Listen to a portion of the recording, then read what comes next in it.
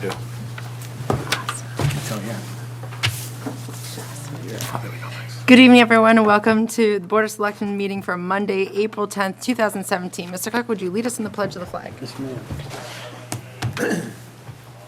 Pledge allegiance to the flag of the United States of America and to the republic for which it stands, one nation, under God, indivisible, with liberty and justice for all. Thank you.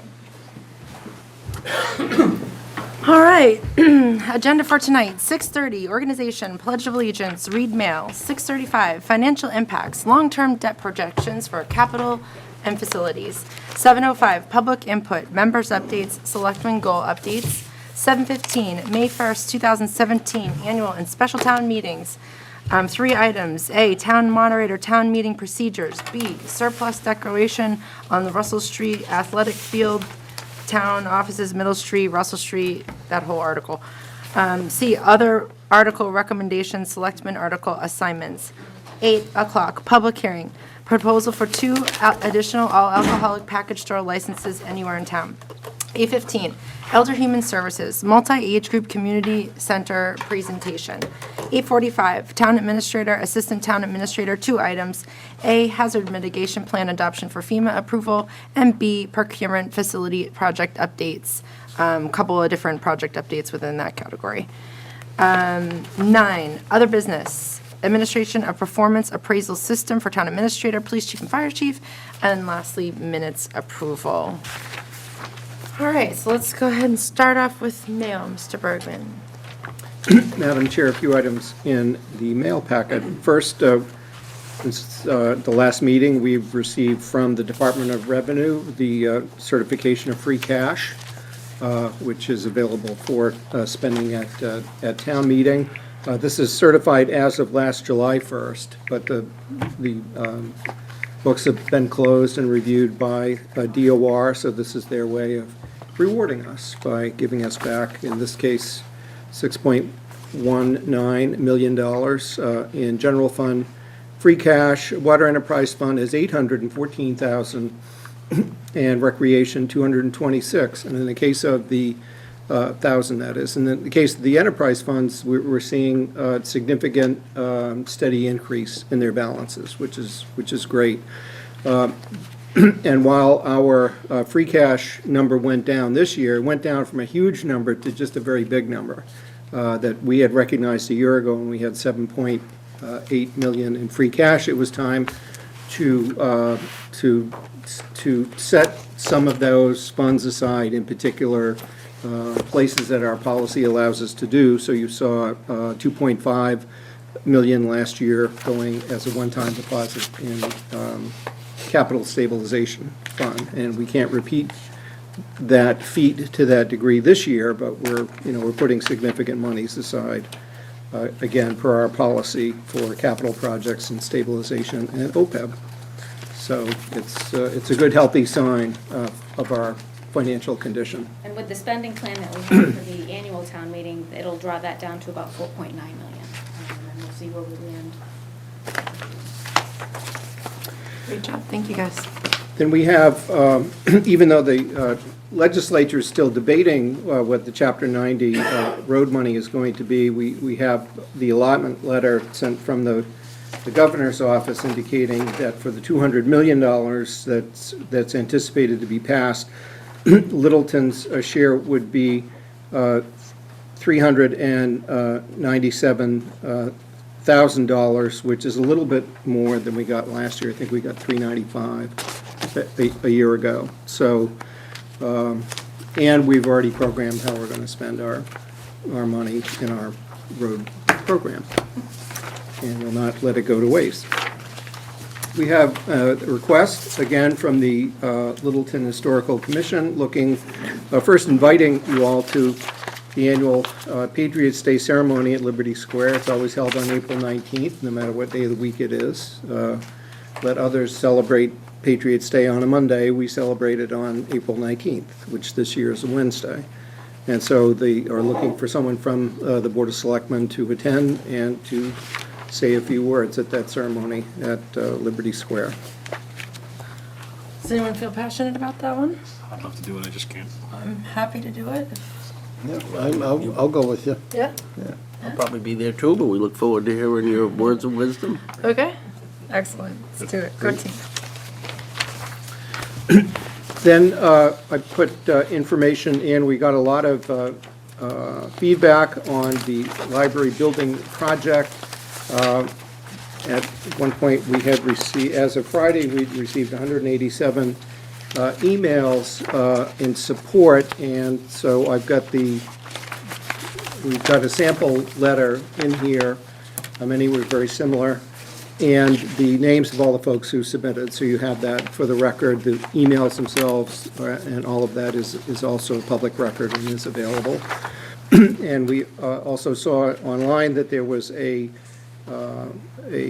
petition at change.org expressing concern for the new library project, and so you've got a copy of what that looked like, and we received today, since the names were not available online, but the sponsor did forward to us the names of folks who had signed it. It's about 110 names as of 6 o'clock tonight, so we're getting a good deal of input on the library project. So I didn't see the change one. Is that something we just got in the mail?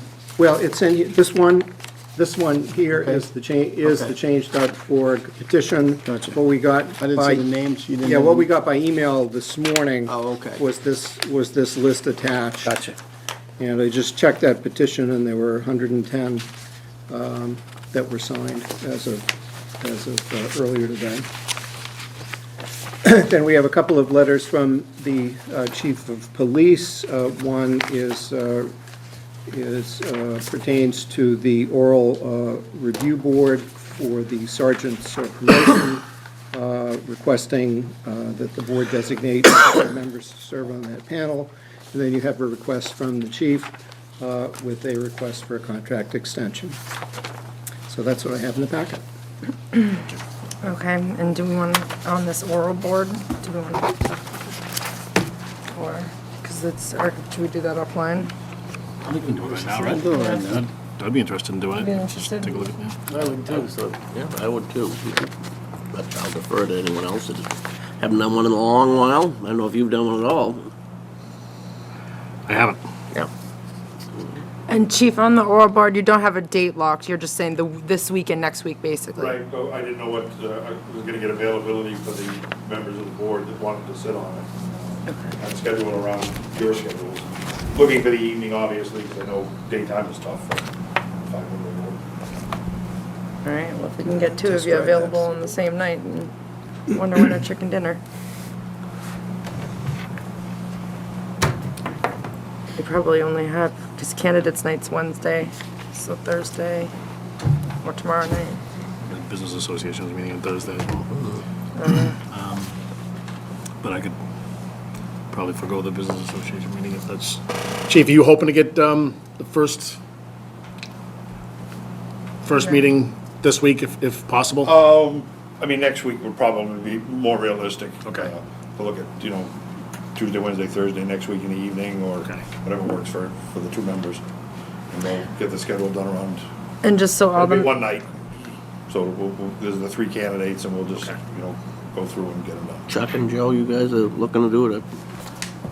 Are you interested in doing it, Joe? Yeah, My nights are too full. yeah, I'm all set. I know I can't do it next Tuesday. Is Wednesday a possibility for you? Yeah. The 18th? It's the 19th. 19th? Sorry. Patriots Day? Yep.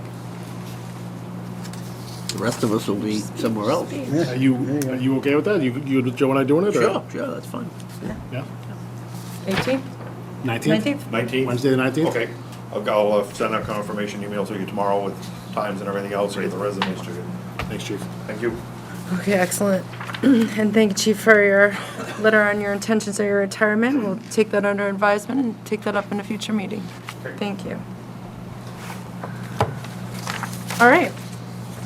One other item from the mail that wasn't acknowledged, but in our first weekly beacon, there was a fine photograph of our new Oh, is there? administrative assistant on page 18. You're He was smiling. just like Assistant that. town Smiling, administrator, yeah. not administrative assistant. Yeah, right. Anthony and Saldi in any event. Fine picture, Anthony. Yeah, picture and Look everything. through it, let me see. Hey, I tell you, if I didn't have a beard, we'd look like twins. yeah. Don't admit to that, Anthony. Don't admit to that. Okay. Again, congratulations and welcome. Thank you. All right, item number 2.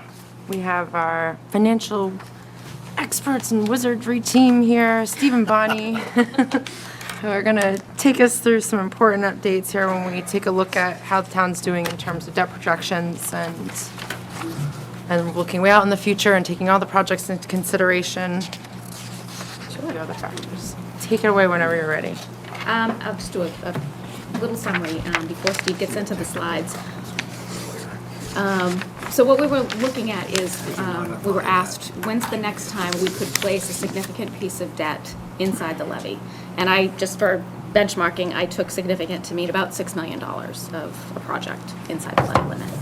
Okay. And the short answer is basically, we can't place that debt until fiscal 2028. We could authorize it prior to that, about 2 years before. So if you were looking at a project in fiscal 2026, you could do it inside the levy limit, and then we'd place the debt about 2 years later.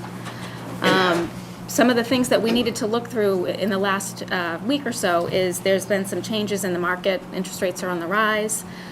We had looked at originally taking the alumni debt service and doing annual bans each year for 8 years. That's probably not a smart thing to do right now because of the rising rate environment, so we want to lock that debt in as quickly as we can. And in order to do that, we wanted to take all of our resources that we might have available and get that debt kind of nailed down earlier than later. Same thing with the fire station.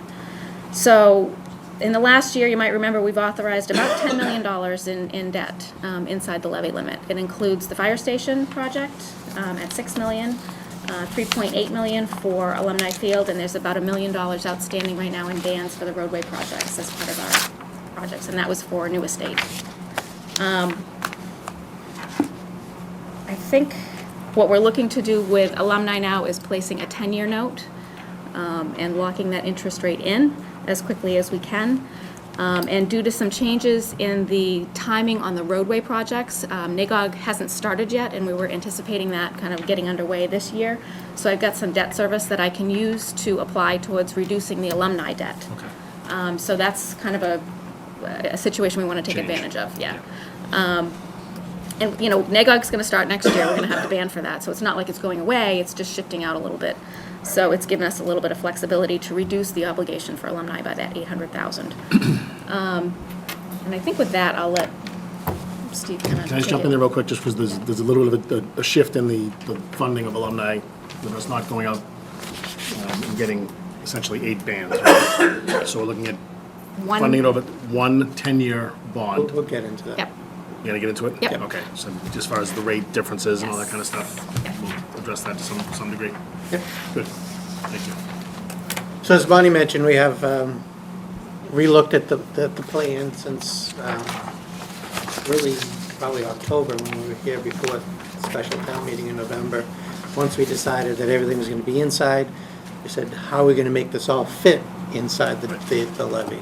And we came up with a dollar amount that we would apply to each of those years that fit both capital and debt service, plus the additional debt service we're placing. So as Bonnie mentioned, the fire station, it's still going to be a $6 million bond that we're going to be issuing.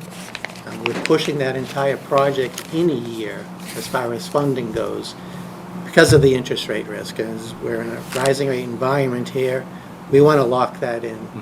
So instead of banning it for 2 years and then bonding it, we're going to ban it this fiscal year, before the end of this fiscal year, for 1 year, and then bond it right away. Lock it, okay.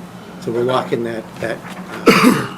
What are you talking for interest rates, just for curiosity? I know we were around 0.4, 0.3. For a bond, it's longer term. We're using 5% rate for this. Okay. We're very conservative in Okay, how yeah. we do it. Yep, Currently, it's probably around 3%. okay. So realistically, we may be looking at something around a 4.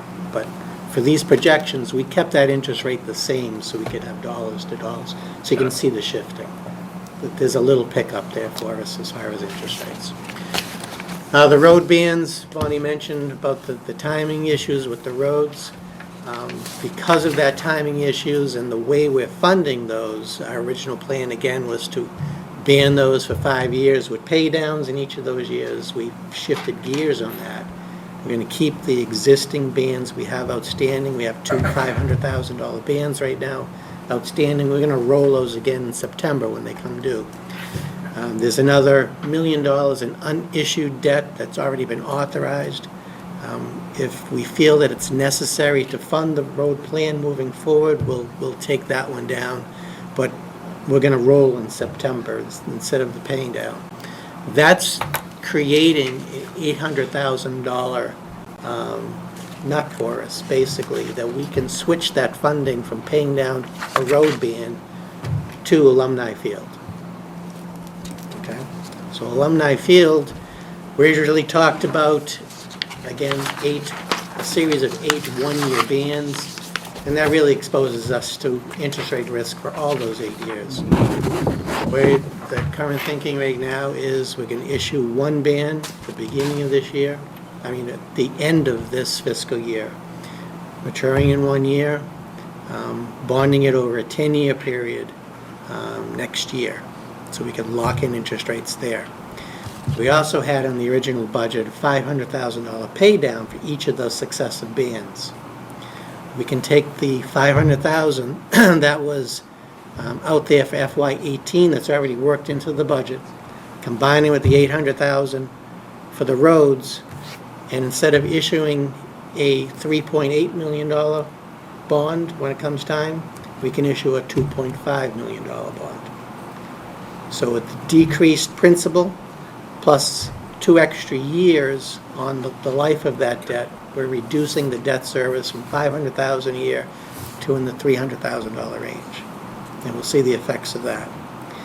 The other thing that we can do is that we're looking at is we have a couple of existing bonds that are reaching their 10-year point. The biggest one being the middle school. We're looking at possibly doing a refinance of that bond. If it's worthwhile for the town, it can cover all our costs. We can take that $4.6 million bond that's left, combining with this $2.5 million, and make one $7 million bond that would be a little bit more attractive to investors, hopefully reducing the interest rate, get a little bit more competition there.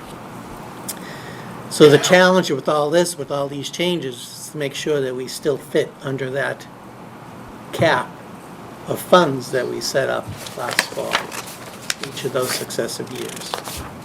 Let's see what we did. So this first graph is capital plan and debt service as it stands today before we bond anything. And you can see and kind of drop those digits, but that's $2.6 million in capital plan out in those far years from 25 on. You can see the capital plan those earlier years. Debt service starts to go down. There's a little blip in 21 because the MSBA reimbursement for Shaker Lane goes away from there, so we're back up to full debt service in 21. Rolls completely off in 23. So that's existing net debt service inside the levy. What we talked about last fall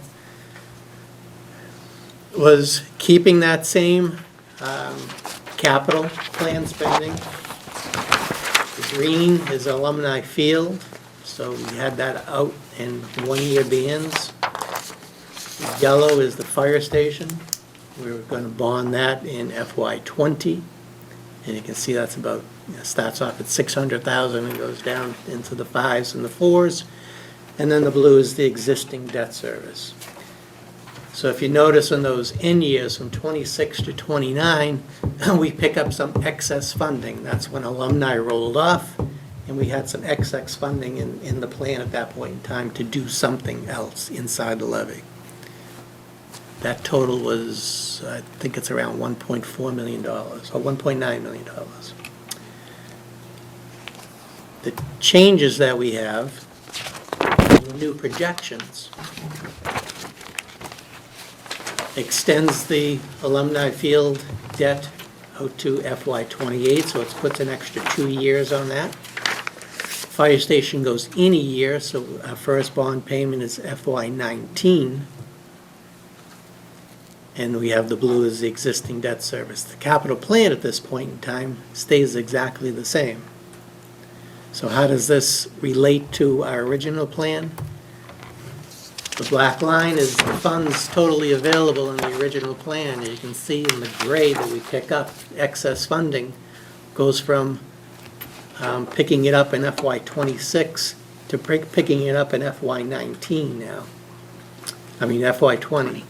So the period between FY '20 and '25 is $1.4 million in excess funds that we're picking up earlier. Total excess funds for the plan is $650,000 over this period. So we're reducing the town expenses by $650,000 by changing how we're structuring the debt service. If you look at that excess funding, the amounts between $300,000, $200,000, it doesn't reach $500,000 to FY '29. It's not a lot of funds to support additional projects. Our suggestion right now is to take those excess funds from 20 to 25 or 26 and put them in a capital stabilization account or the debt service stabilization account and bank them for future projects. That way we can reduce the impact of the project once we can put it on. And as Bonnie said, we're looking somewhere around 27 and 28 to actually place additional debt service. And even at that point in time, that extra debt service can support maybe a $6 million project. But if you earmarked all of these additional payments towards a capital stabilization account, in the meantime, you could add another $1.4 million to whatever you were gonna bond at that point. Right. So I have one question for you. Theory of trying to keep property taxes down. The possibility, and I'd like to see it in a slide, if we took the excess and paid down the debt with the excess available, what that does to our, we did it this year, where we were able to save, 17 cents per thousand, what that would look like going out. Now, obviously, the debt would come down faster, right? And the availability would be able to be larger, faster also. So I guess, for. The availability, that's excluded debt service we were talking about Correct. there. So all that would do is increase somebody's tax bill if we did that. It has nothing to do with inside the levy debt. Well, that's, what I'm saying is to pay down, don't tax to the max. And based on the savings, just put another slide up, see what the impact on everybody's property taxes is gonna be and how it impacts this graph right here. Okay. If we were to do that, and then, looking at the 2026, 2029, be that key fiscal year, that's obviously gonna change too. So just like to see what the impact is. 2025 seems to be that tipping point, for some reason where there isn't much savings. So from fiscal year 20 to 25, if we were to pay down the debt and not ask folks to have it in their property tax, what's this graph gonna look like? And how's it gonna impact property taxes? Try and save a little bit money on some folks' property taxes, that's all I'm saying. Be a nice slide for an update. We can do that. Thank you. So as I mentioned, by restructuring the debt, committed funds are reduced by $1.4 million from FY '20 to '25. Total available funds for this entire stretch of time increases by $653,000. Those funds, as I mentioned, can be set aside for some other project in the capital or debt exclusion stabilization accounts. As Bonnie mentioned, issuing the band later on in this timeline to support probably around a $6 million project. I think what this really shows, in no matter what scenario we looked at, either the current one that we have now or this updated one with the change in funding, is there's very little room inside the levy to carry additional debt as long as we're dealing with this flat dollar amount. So if we move some money that was earmarked for operations or earmark some of the new growth and say it's going to be added to this plan, that'll ease some room within the levy. If we don't do that, then it's a combination of either debt exclusion and paying things off with some of these available funds, or just a total debt exclusion. Okay. In any case, as we saw in the library debt, projecting a $7.3 million net cost to the town at a 5% interest rate, just to be consistent to where we are. The first year estimated payment would be $734,000. And if you notice back on the other slide, in any of those years with this excess funding, we weren't anywhere close to that $700,000 number. So while we may be able to do the rehab of this building within the levy and use those excess funds, we really can't do a library totally inside the levy. It has to be some portion of it outside as a debt exclusion. Any questions so far? So that last column there on estimated tax impact, that is, this is assuming a debt exclusion the entire way, none of it's funded under it, okay. Right. Got it. So that's for 5% for an average 400, call it $10,000 households, $164 a year. Yes. Okay. 39 cents per thousand. Or 39%, yep. And to get somewhere to Jimmy's point about reducing that, we ended on a little happy note. The excluded debt service from where we started is in the orange. Those are the exact levels going down to FY '21. And last year, we put some of the new growth, 300,000 of new growth. We added some funds to the debt exclusion stabilization fund, 532,000, and we were able to keep the excluded debt at that FY '21 level of $1.5 million. We saved 17 cents per thousand to the tax rate last year. Projections of 13 cents, 10 cents, and 7 on those successive years. This year, we're putting an additional 166,000 into the exclusion stabilization fund, bringing it down to the FY '22 level. So that's $1.449 million out to FY '22, projected to save 15 cents this year. So 17 cents last year, 15 cents this year. And if we refinance the middle school debt service in that bond, it'll bring these numbers down even more, because that's excluded debt service also. And the challenging question is, can we do more? Absolutely. This is a great plan. Yep, no, it really is. It is. It is. We can just incorporate it as part of the capital planning that we do, what we did this year, and just fund that first, and then Sure. Board members, any further questions, comments? This is, no, I'm good. No, I appreciate you boiling it down, giving us a couple different snapshots, a couple different views, showing the impact to the taxpayer. This is great. Appreciate it. Fantastic job, guys. Yep. Selectman Glavy, any comments or questions from your end? No, it's a very straightforward explanation of the nice spot we thought we were in anyway, but it's good to have the firmity of the numbers to back it up. Very clear. Yeah, very clear. And Joe? Good. Well, thank you very much. Thank you, guys. Thank you. Okay, that brings us to public inputs. Public input, yes.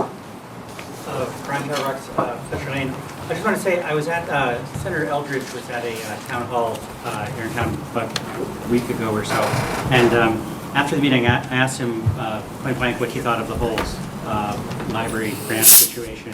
And he said he really had never heard of a town walking away from a, $5 to $7 million, whatever the exact numbers are, grant opportunity. He said, your town needs money. I don't know why you wouldn't take advantage of state money. The senator works hard to put money, in front of us, and he seemed perplexed that we might walk away from it. So just, y'all do what you want. Just telling you what our state senator thinks. Thank you. Public input, yes. Hi, Erica Putney, Fox Lane. I'm here tonight to ask you to put your support behind Article 4 of the special town meeting, the library building project. 188 residents sent emails indicating their support for the library. Whether these emails were standard letters created by a group of concerned citizens or a personalized version of that letter. Each citizen took it upon themselves to let their feelings be known, and these letters should be valued as citizen input. In addition to these letters, citizens also decided to contact the board through personal emails, letters, and phone calls to express their support for the library building project. The library is not asking for any money at this time or permission to build. But without these procedural votes, any chance of a new library in the foreseeable future will be killed. The town has already expressed its support for applying for the grant twice. First in May of 2011, when with the support of the Board of Selectmen, the town voted for matching funds for a planning study. Then again in May of 2014, we voted to authorize the library trustees to proceed with the feasibility study to examine the options for expanding and renovating the library or building a new library, and to apply for, accept, and expend any grants that may be available for the library building, planning, and design project. We are now asking that you continue to support the library in its bid for state funds for building a new library. Littleton has never built a library. We've moved the library from one vacant building to another. We've outgrown this space. It doesn't meet ADA standards and no longer can fulfill the needs of a growing population. It's time to build a library that is capable of serving the needs of the 21st century. We voted in November to have a needs assessment done for this building, and I was told at an earlier selectmen's meeting that the study would include both the building with the library in place and the library vacated. I see no reason why we can't move forward with the grant application and the Shattuck Street needs assessment. If it turns out that there's a better way to meet the needs of our town, we can move forward with that plan, and we will have lost on nothing by waiting for the grant. However, if it turns out the best way to move forward is for the library to have its own building, and we don't pass this article, we will have tied the town's hand, and we will end up creating a greater burden on the taxpayers. Thank you. Yes. My name is George Sanders, 672 Great Road. I recommend to the citizens of Littleton here to vote no on this town special Article 4 for the following reason. One is that for the library to say that we're not seeking any funds, it's off their website here, at this meeting, and voting yes on May the 1st does not commit the town to building a new library later. That is false information, and it's misleading for the fact that it's a lead on to the fact that I've spoken to the state.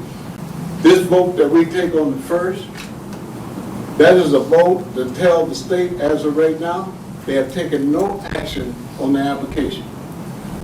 If this Article 4 passes, it would tell the state that Littleton wishes for their application to be accepted, and to be funded to build a new library.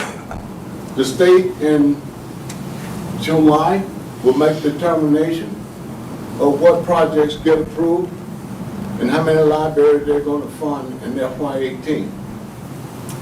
Then they will send the information back on the town of Littleton with a ranking as to what towns, where they rank at, and they cannot be moved up or down.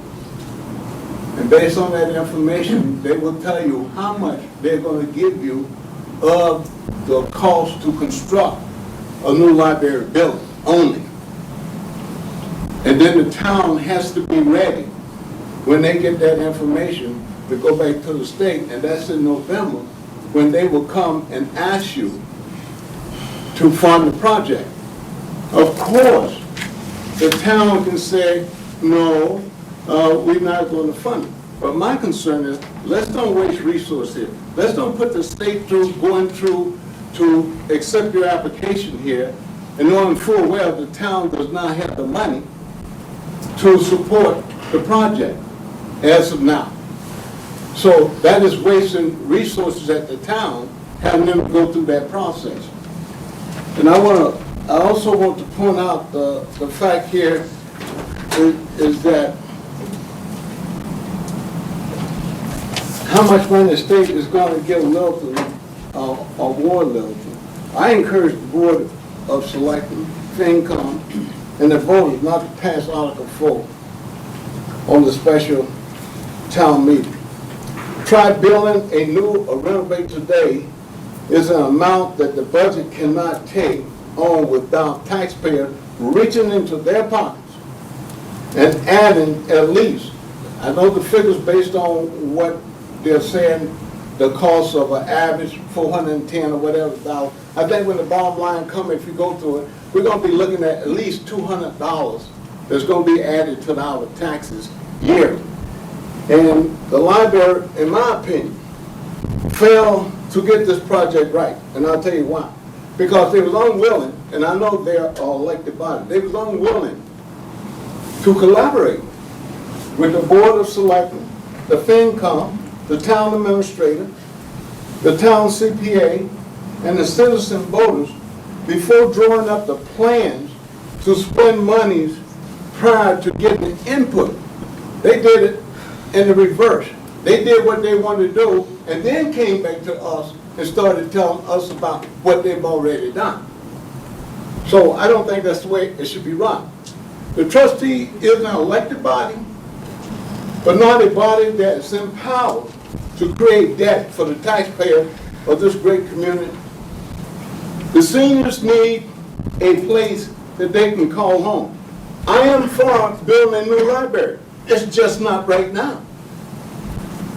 I think the space that is available, as long as we can build a new building and get it funded with some of our state money that's coming in, or we paid, if we get anywhere between 50% to 53%, if you go green, I think that's a great thing. I think it will open up that corner of the building over there for the town to do something. And at that time, when we do talk about the library, we want to include a few other things in here. We want to include the COA, the seniors having a center, and whoever else have a need for in the town for space here. We want that to be included in there too. So not just the library, even though we're going after that money for that. So I think in order for us to continue on the norm, which is our property go up by 2.5%. That's based on the Proposition 2.5% law.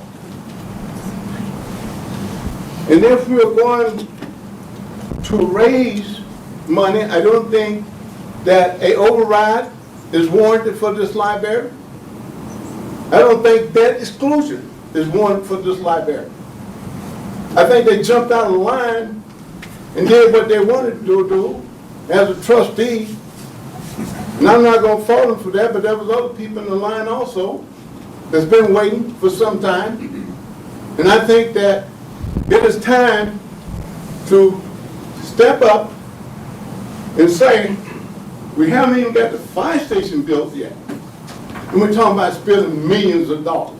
We haven't even got the alumni field built yet, and we're talking about spending millions of dollars. Too many projects are going on and want to be spent. There's no hurry because the library isn't broken, for number one. And we ought not be in the business of theater or restaurant with a new library. I think there's some extravagant things that is in that library that don't need to be in there. It has nothing to do with the library. And I think that I want to ask the alumni voters, when you came out, the senior was there to help you to put that project through. The library wasn't so much there to help you put that project through. So I'm calling on you to save this town from having to go through and add money to your taxes if that 2/3 vote passes. I ask the alumni voters to come out and help the seniors to defeat this 2/3 vote. We're getting close, seniors. We're going to have to wait a little while. But I say this library is a situation and a project that was done wrong because we sent others back to the drawing board.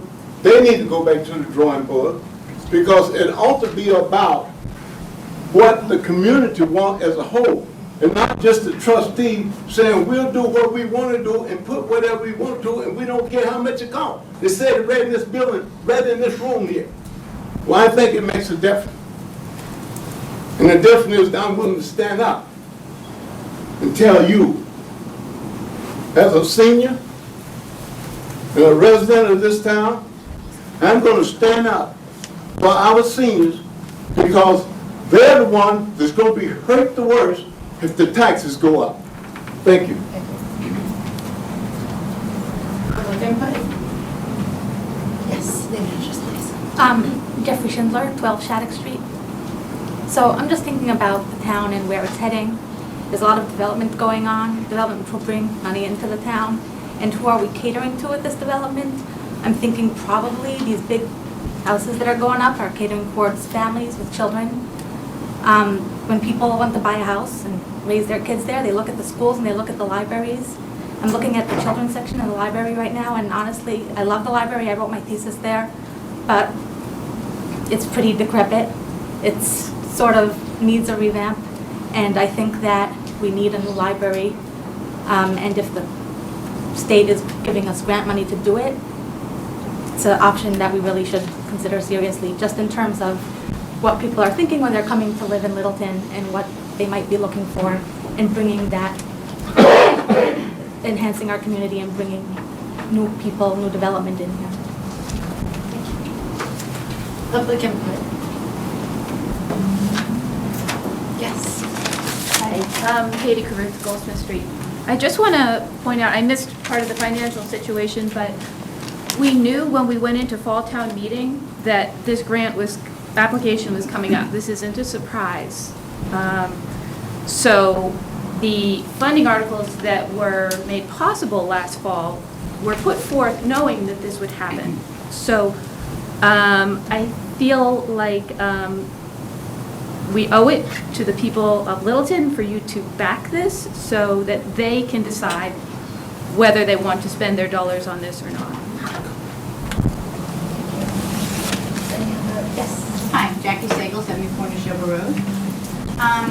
I think that Katie brings up a good point that it shouldn't be a surprise, but I think what might be a surprise is $13.2 million when we had never heard the dollar figure until the January, I think it was the January information session. We had heard much lower figures than that prior. So I think that's part of the surprise that she may not be considering and saying that we've been talking about this for some time. But really I have two questions. One is, if we move forward with this, we're saying yes to 23,000 square feet. We're saying yes to an off-site location. What happens to the other departments in the interim? So it's sort of like a mystery in terms of when we actually get awarded. So we won't know until July what number we have been assigned. And then at that point, like, it's sort of this fluid timeframe. What impact does that have on the other town departments here, I know we're doing a space assessment, but I'm not quite sure what that means for the other departments. Are they just kind of on hold until the library gets word? What happens there? And does that mean, would we move them out of this building and then have to pay for rental space someplace and store the books? And what other monies are required in order to successfully create this new building, should we get it and decide we want to accept the grant money?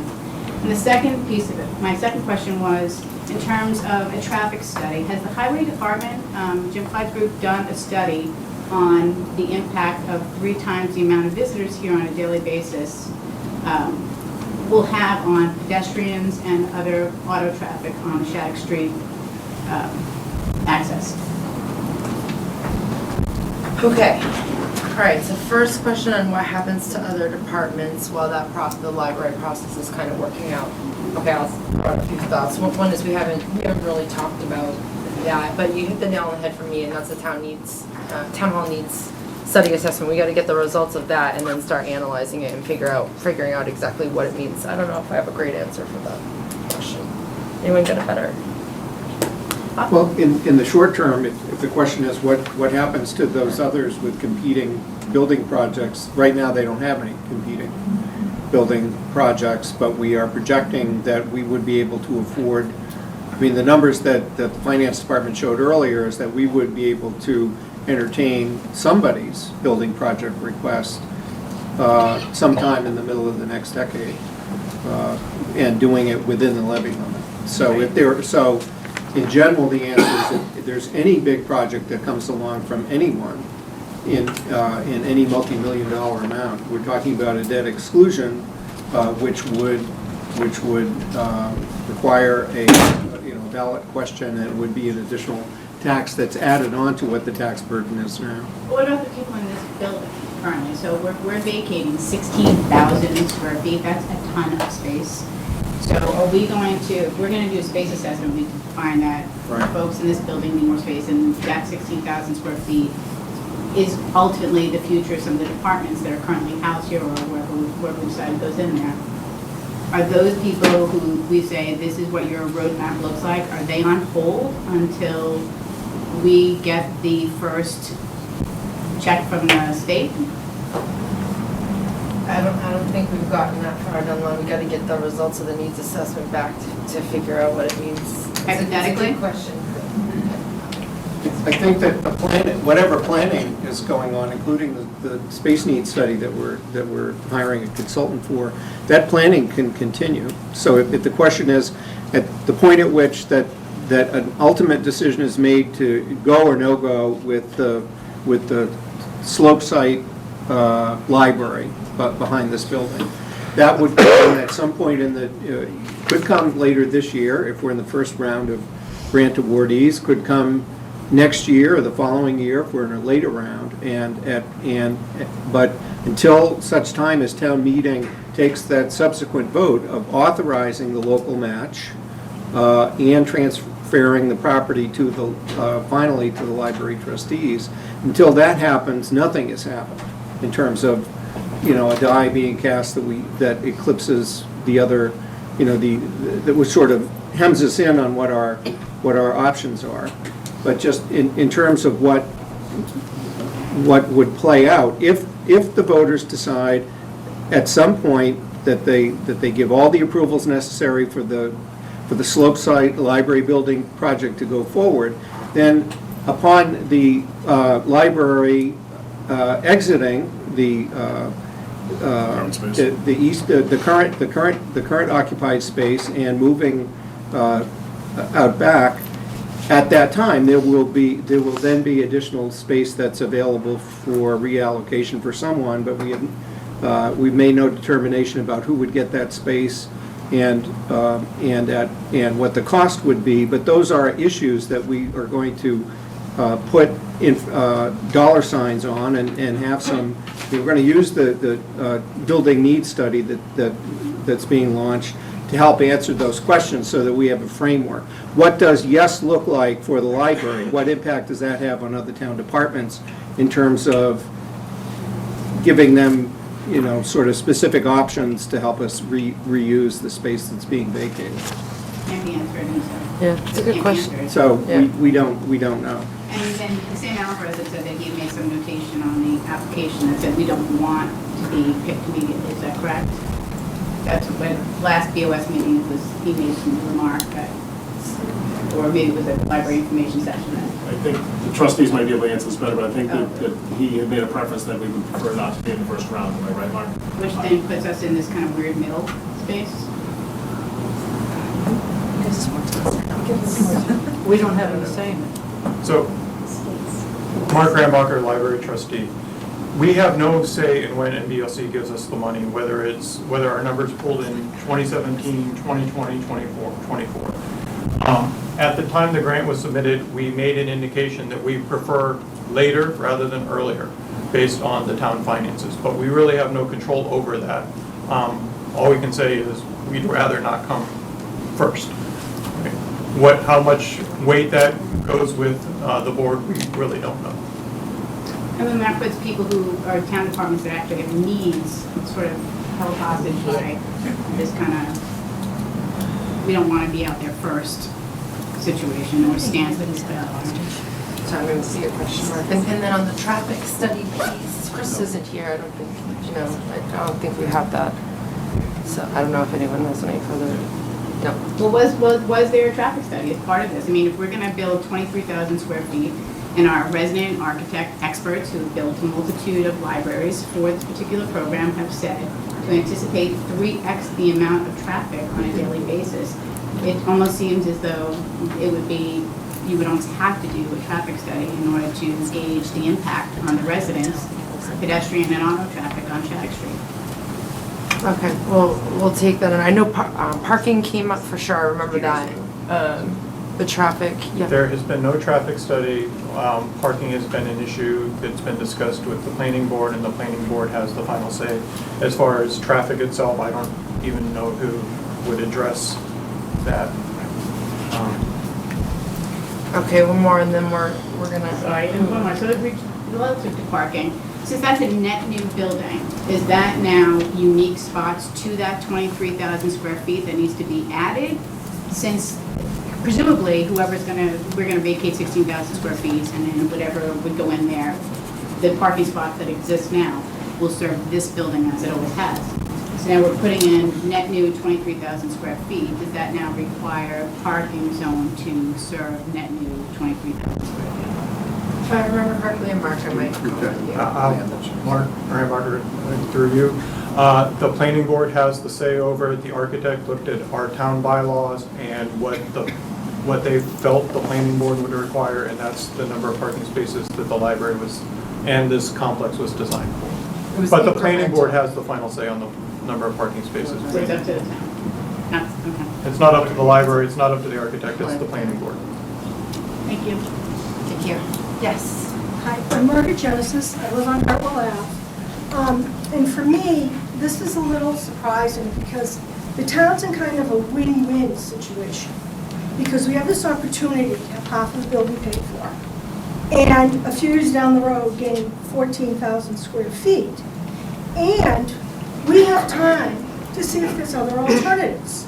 So if this gets approved and gets put on and passes, we still have time to find something better.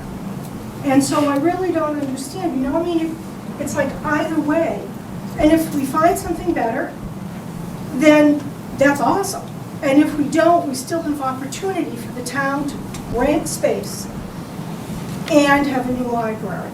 And if the town doesn't want to support it and have their taxes increased, then they have a chance at that time to say no. So it's kind of like, it's a win-win, at least to my point of view it is. Yes. Hi, I'm Joanne Derry from Harvard Avenue, and I would second what this other attendee is saying. It seems like a no-brainer. You know, we apply for a grant, we get the money, maybe we decide to build a library, maybe we don't. But why would we ever not apply for the grant now? Why would we ever not open the door to those other decision opportunities in the future? It just, I don't understand why we're even having a debate about it. Okay, we're gonna take a few more. Actually, I'm sorry, you did have your hand up before, and then we'll get to you.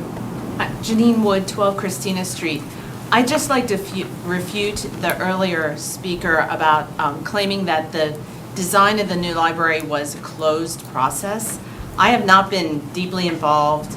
I have not gotten myself to meetings, but I've felt invited to meetings for, I think, 2 years now. I mean, it's been online, it's been posted, people have talked about it, it's been in the newspaper, and everyone has been invited to the planning meetings, the talking meetings. I've never felt excluded by the group. It's always felt like a very open process, including this, which we aren't at a place where anything is closed yet, and we're still talking, we're still bringing more people into the conversation. So I'd just like to go on record applauding the people that did the real work of the library for being open, for being accessible to the town, and for inviting everyone from the town to have a voice in this.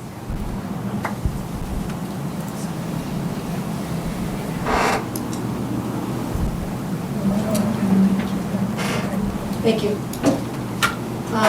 Okay, let's see, let's get some new hands, and I said, yes. Vera Spore, Newtown Road. I completely agree with the 3 speakers who just spoke. And I also want to say that Littleton is growing. Littleton has a good reputation at this point with school systems, people moving here because of what we've got. And it seems to me that part of being an exemplary town is that you have an exemplary library. In fact, that's very important. I also think that this library could be the community center we've been looking for. Be a wonderful place for seniors. It now has people from kindergarten through seniors going there all the time. So I think it's, again, I agree, it's a no-brainer. We really need to do this for the town, for the growth of the town, for ourselves, and particularly for our kids.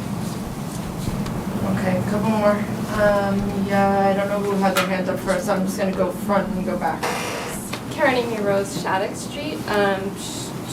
The previous speaker said almost everything I was thinking, so I'll be really brief, but the library really is the only town service I can think of that serves children, working adults, seniors, almost any population you can think of, with a range of flexible services that are unique to that population and to the library. And with that sort of range of services, it's a lot of bang for your buck, and with free money, as to what someone else said as well, it seems like a no-brainer. And I'm not sure what town sort of, instead of taking an opportunity to at least investigate this greater expansion opportunity for everyone of getting the library into a new building via a grant, not sure what the strategic alternative to that vision is. Christine Nordhaus, Star Hill. I agree with this, the wide range of services, multi-age, the one issue, well, one of the many, but certainly for me the most important issue of our current library is its very marginal ADA compliance, and a new building would be accessible to everyone, and it needs to be.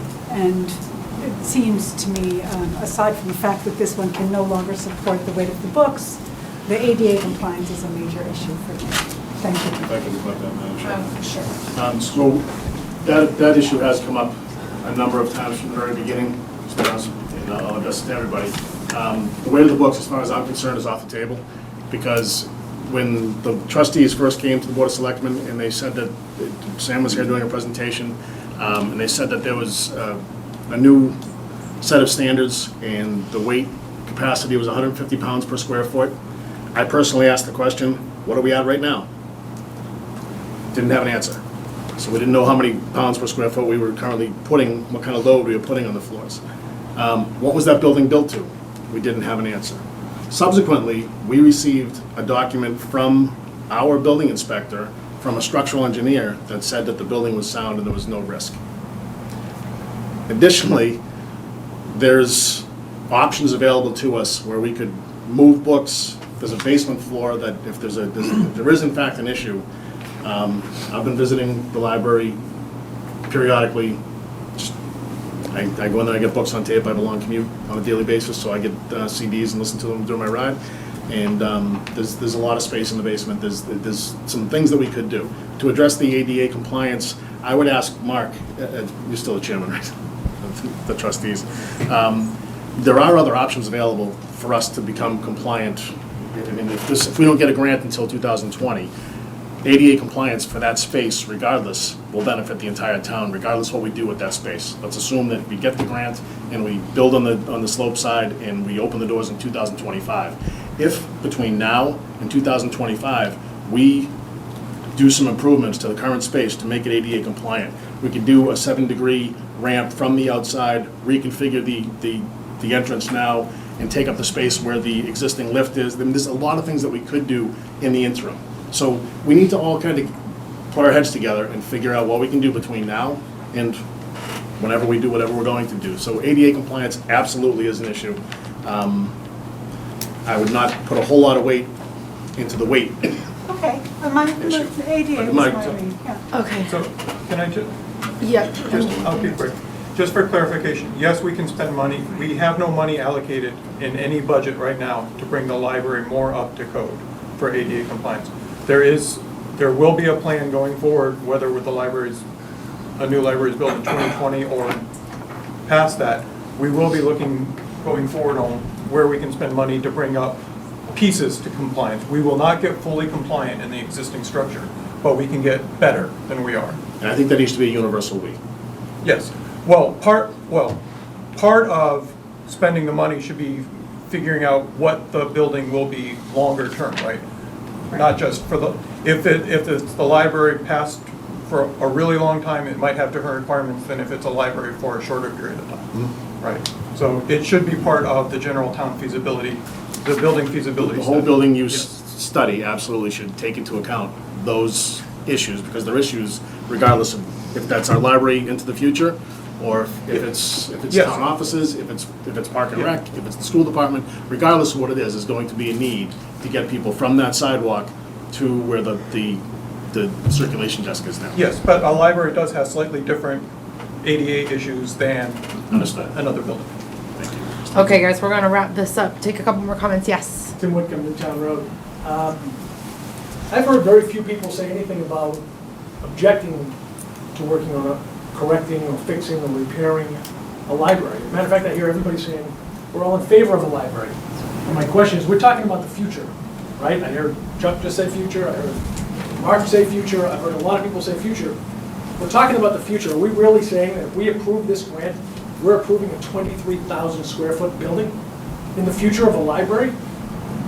Do we know what the library holds for us in the future? I mean, really? I mean, we're talking about spending money, tying up town funds for the future, for 23,000 square feet, and we don't know what a library even looks like down in the future. They're valuable. My grandmother worked in the library. That's the Reuben Hoare house right there, right across the street. I look at it every day. But are we seriously saying 23,000 square feet for a library in the future to tie up town funds? We don't know what the future even is for us, for a library, or anything else in this town for that matter. There's a lot of big projects coming up. I asked the Board of Selectmen to really put their heads together on this one, because this gentleman right here has got a really good thing he's brought to our attention. That's our seniors. Let's think about it before we spend another penny for the future. That's all I got. Okay, I see a lot of similar hands. Laura, I don't think we've heard from you, so. No, it's Laura Beltrami, 30 White Pine Drive. We keep talking about the needs assessment that we had voted in November, but have we talked about a timeline as to when that was going to be completed or even started? I may have missed it, but I just didn't know if we had any bids on that or what the situation is with the monies that we approved back in November. We're still issuing, we issued an RFP once and got no bidders. And So so what does we've that- issued, well, because there's not enough money, there's $20,000 Right. that's set aside. So we're presenting the Board of Selectmen tonight with a plan for a $50,000 study, which we are told by the 17 or so consultants who pulled papers, that if we could put more towards the project costs, that they we would have more, we would be receiving proposals. So we're looking at so we re-advertised, I think we have a bid opening of April, either next week or the following week. So we would hope to be launching it within the next month. So if we had to approve the 20,000 as a town back in November, and now we're increasing it to 50, Yes. is that something that we'll have to vote in May? No, to it's approve, not. It's or- something that the Board of Selectmen will have to vote in as a so-called year-end transfer, which they're authorized to do. Okay, thank you. But we saw rather than stop, Right. because there's Well, 'cause it needs to great be done, interest in it, right? that we found a source for additional funds, and we'll keep going. Yep, that's great, thank you. Okay, I'm just gonna take one more. Your hand's been really up there, so I'm gonna take you. I just wanted to build That's on the what key a couple of the people. Really, former speakers way up. said. Joanne Deary from Harvard Avenue.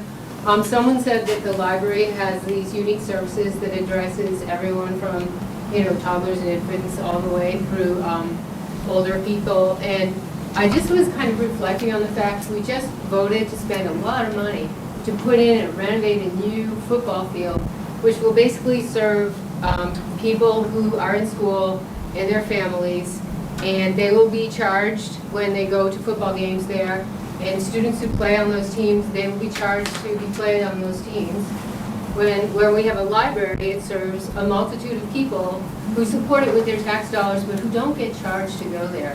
So I just think it's a resource that's available to a much broader swath of the town, and I don't understand why we would decide to pull the plug on an idea like this at this point. I mean, there'll be many chances down the road to decide we don't want to do it. Let's make that clear, I think just, that we I don't should do it. Don't mean to interrupt, but just, we're not, there's no ability to pull the plug, just want to make sure everyone's clear on that. Well, This is I think already it's going to It's town meeting. meeting. We've It's already passed. signed We've the already grant. approved that. The grant has gone in, it's a rubber stamp for us to send Yeah, it in. so this is up But to the just for a voters. point of clarification, it's not a football field that we're building.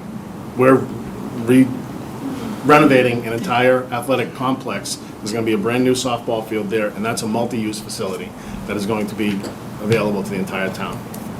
And 68% of the student population. Oh, Jackie, you gotta be calm, sorry. Of which, a large percentage of the student population participates. All right, guys, I think we could do this for quite a long time. All right, one last comment, and that is it. Please. Thank you. Jean Sill, 53 Washington Drive. I would like to address this gentleman here about building for the future. If you would go outside right now and look at that parking lot and see all the cars that are parked out there right now, they're not here. Do you know where they are? They're in the library, in one of our large meeting rooms. The future of libraries was not your grandmother's library. People come in daily to use our computers, our internets. People come in daily to use our rooms. That little building Mrs. there could not even Mrs. Sill, entail excuse me. future assessments. You have to go through me to, yeah, sorry, go on. So the future of libraries is ever, ever changing. It is not stagnant. And this community, through many, many surveys, for many years, has said what they want from their library. That's the future of libraries. Okay, Can I just- okay, thank you. Okay, we're gonna wrap this up. I want to say, first of all, I think that what I've heard, and I've heard a lot over the last couple of weeks. Thank you for everybody for your input. Jean, Diane, Andrea, for all the staff and all the folks that make the library tick. It's a great library. It is a strong library, and a lot of people have said a strong town. In order to have a strong town, need a strong library. We do have a strong library. Is it the ideal situation? No, you guys got moved into an old school. But you guys have made the best of it, the town has made the best of it, and there's certainly things that we could either do to the existing space to make it better, or perhaps the town will decide that we want to build a new building on the slope. So, thank you all, and I thank Sam and all those that have put their time and effort into this. And it's going to go to May 1st town meeting, and that'll be the next step in the process. So, it's in the voters' hands. Thank you all. Nice round. Okay, thank you all. Public, is there any non-library related last public input? Caveat.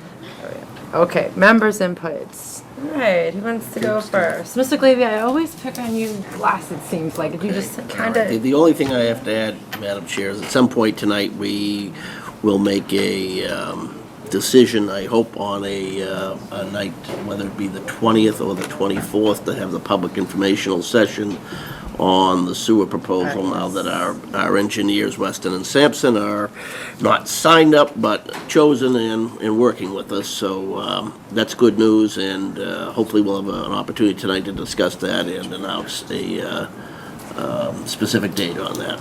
If I can just jump on that one.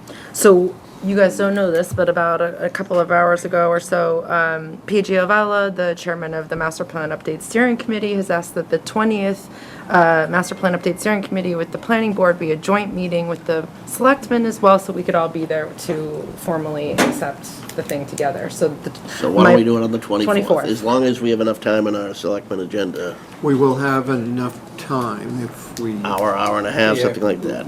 If we say an hour, then we'll make it so. Okay. 24th. So, for interested citizens who are asking about that, it's going to be on the 24th. And the Thursday, the 20th, is when the planning board has continued its public hearing on adoption of the master plan, and the master plan update committee is asked that the selectmen attend that meeting to, I think, discuss the implementation committee I proposal. think it's more there to just be there when the planning Yeah. board accepts the... What time is that at? I think it's 7. I don't have The that. meeting's at 7, I don't know. So mark your calendars, the 20th, we'll get you a note with that actual information, and 24th for the sewer public hearing, or public information session, sorry. Okay, good. Anything else, Selectman Glavy? Nope. Selectman Coast, member input.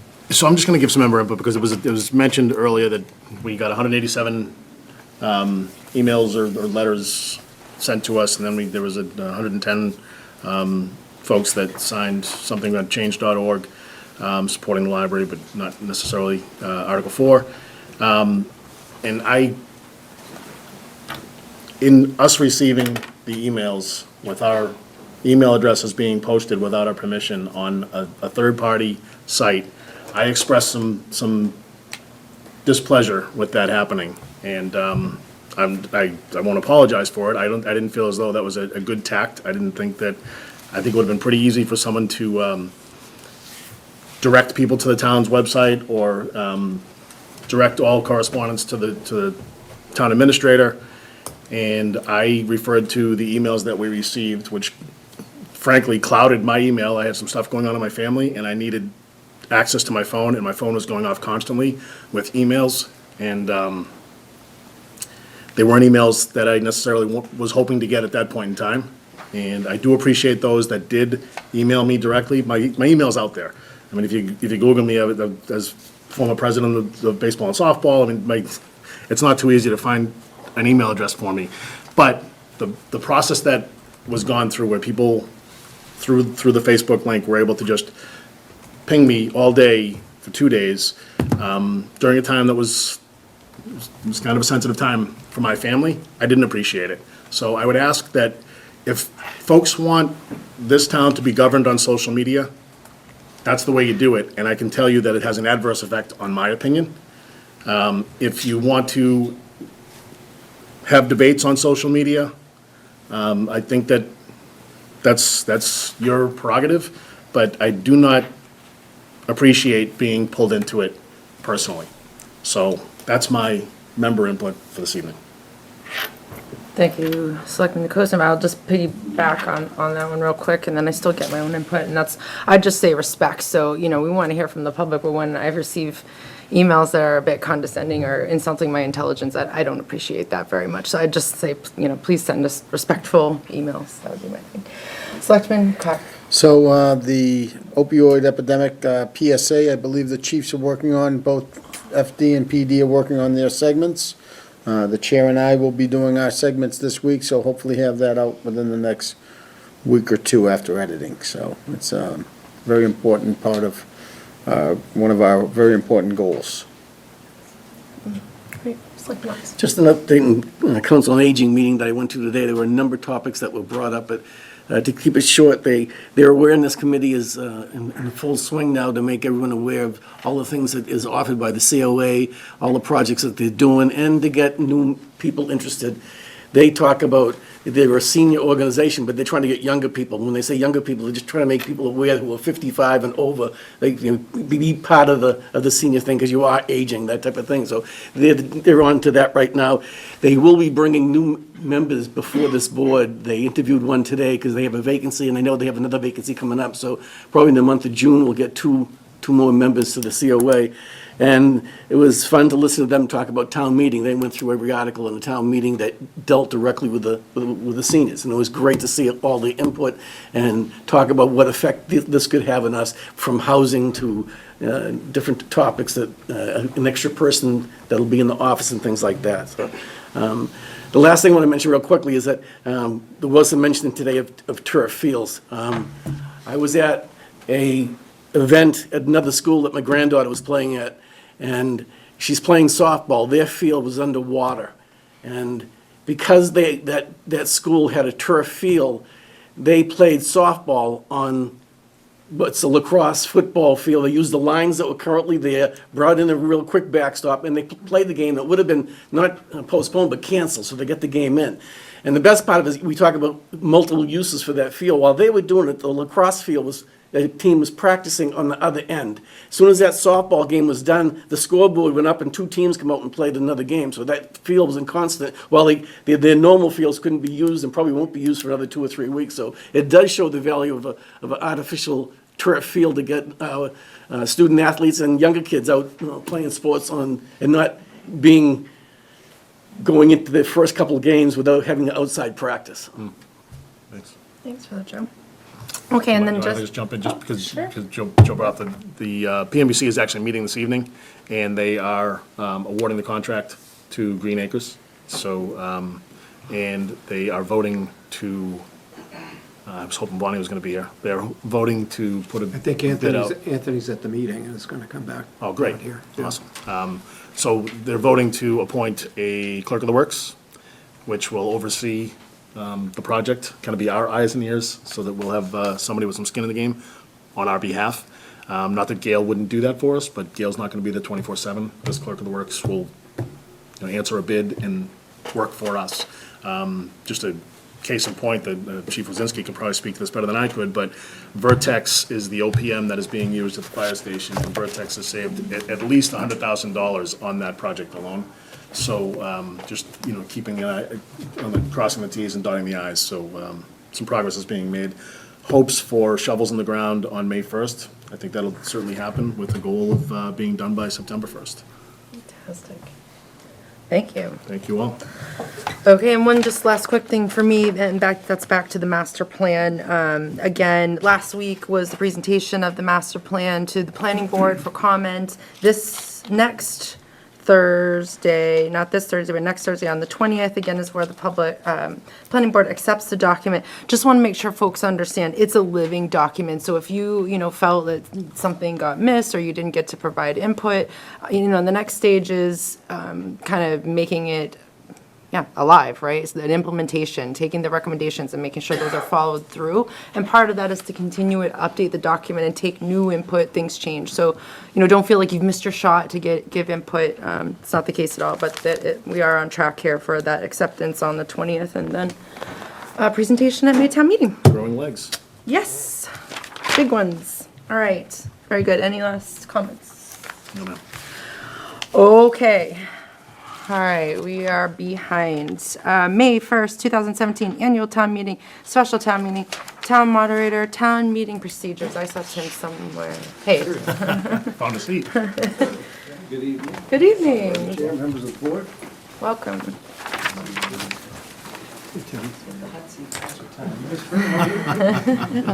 Wide open front row.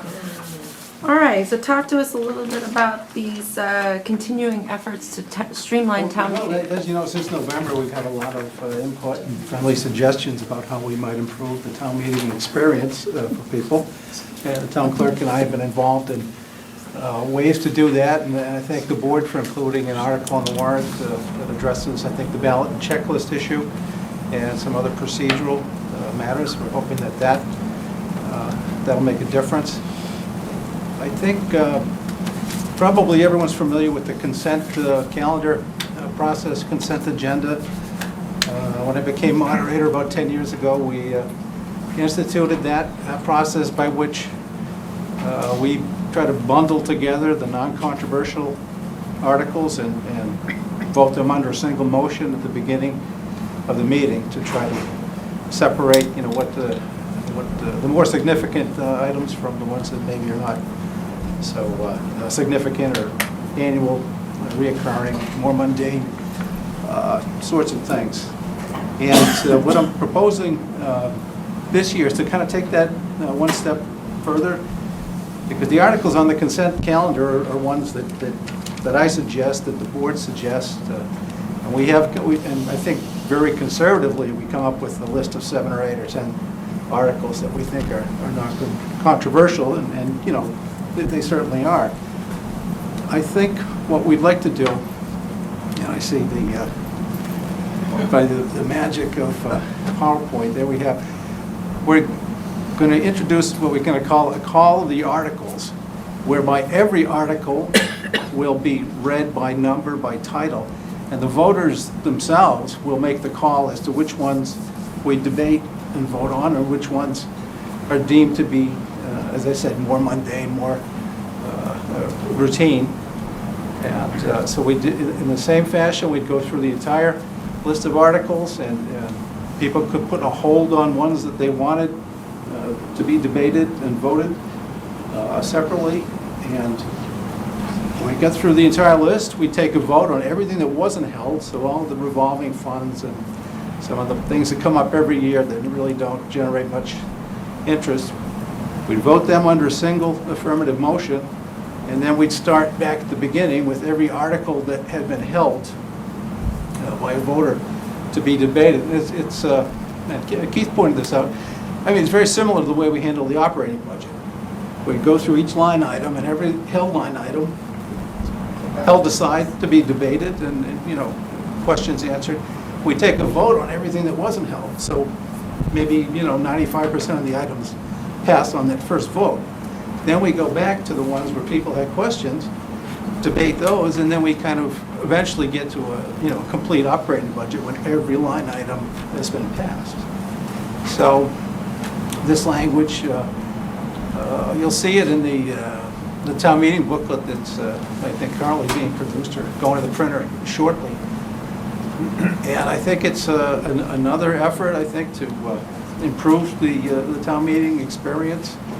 I think that, certainly there are a lot of things on the warrant that interest people, and I think if tonight's any indication, I'd bet the over on the number of nights for town meeting, maybe. If this was any indication, but there certainly are things that are not as I don't want to say not as important, but I think we want to reserve the bulk of the time to debate the articles that people have greater interest in, bigger issues. And some of the things, frankly, are on there because we have to authorize them year after year. And I think the state, in the next modernization bill, they might want to think about some of the things that we still have to authorize year after year after year. But in any event, I present that to the board as a way of handling town meeting this year. Happy to take any input that you might have, or anyone else might have. That's a great idea. Be an experiment, certainly, but I think it's worth trying. Absolutely. Thank you both very much. And board, comments, questions? Good. Glad they're taking the time to think about it and shorten the game. I wish as good ideas were coming out of the NFL and Major League Baseball for shortening those games, but we appreciate your effort. Well, I'm reminded of this. The current bylaw prevails at this town meeting regarding ballot and checklist. So we've got something on the warrant that would change how we handle that. But for this town meeting, we're gonna have to handle it the way that the bylaw is written, so, you know, if it's not a unanimous vote, we're gonna go, directly to a ballot vote, although I think frankly, getting a unanimous vote on some of these questions might be a fruitless effort anyway, but. No, I think it's great work, appreciate it. It's similar to like a slate, just putting together a slate with a call of all the articles that don't require the debate. It's the town clerk had anything to add, that's all I'd be interested in.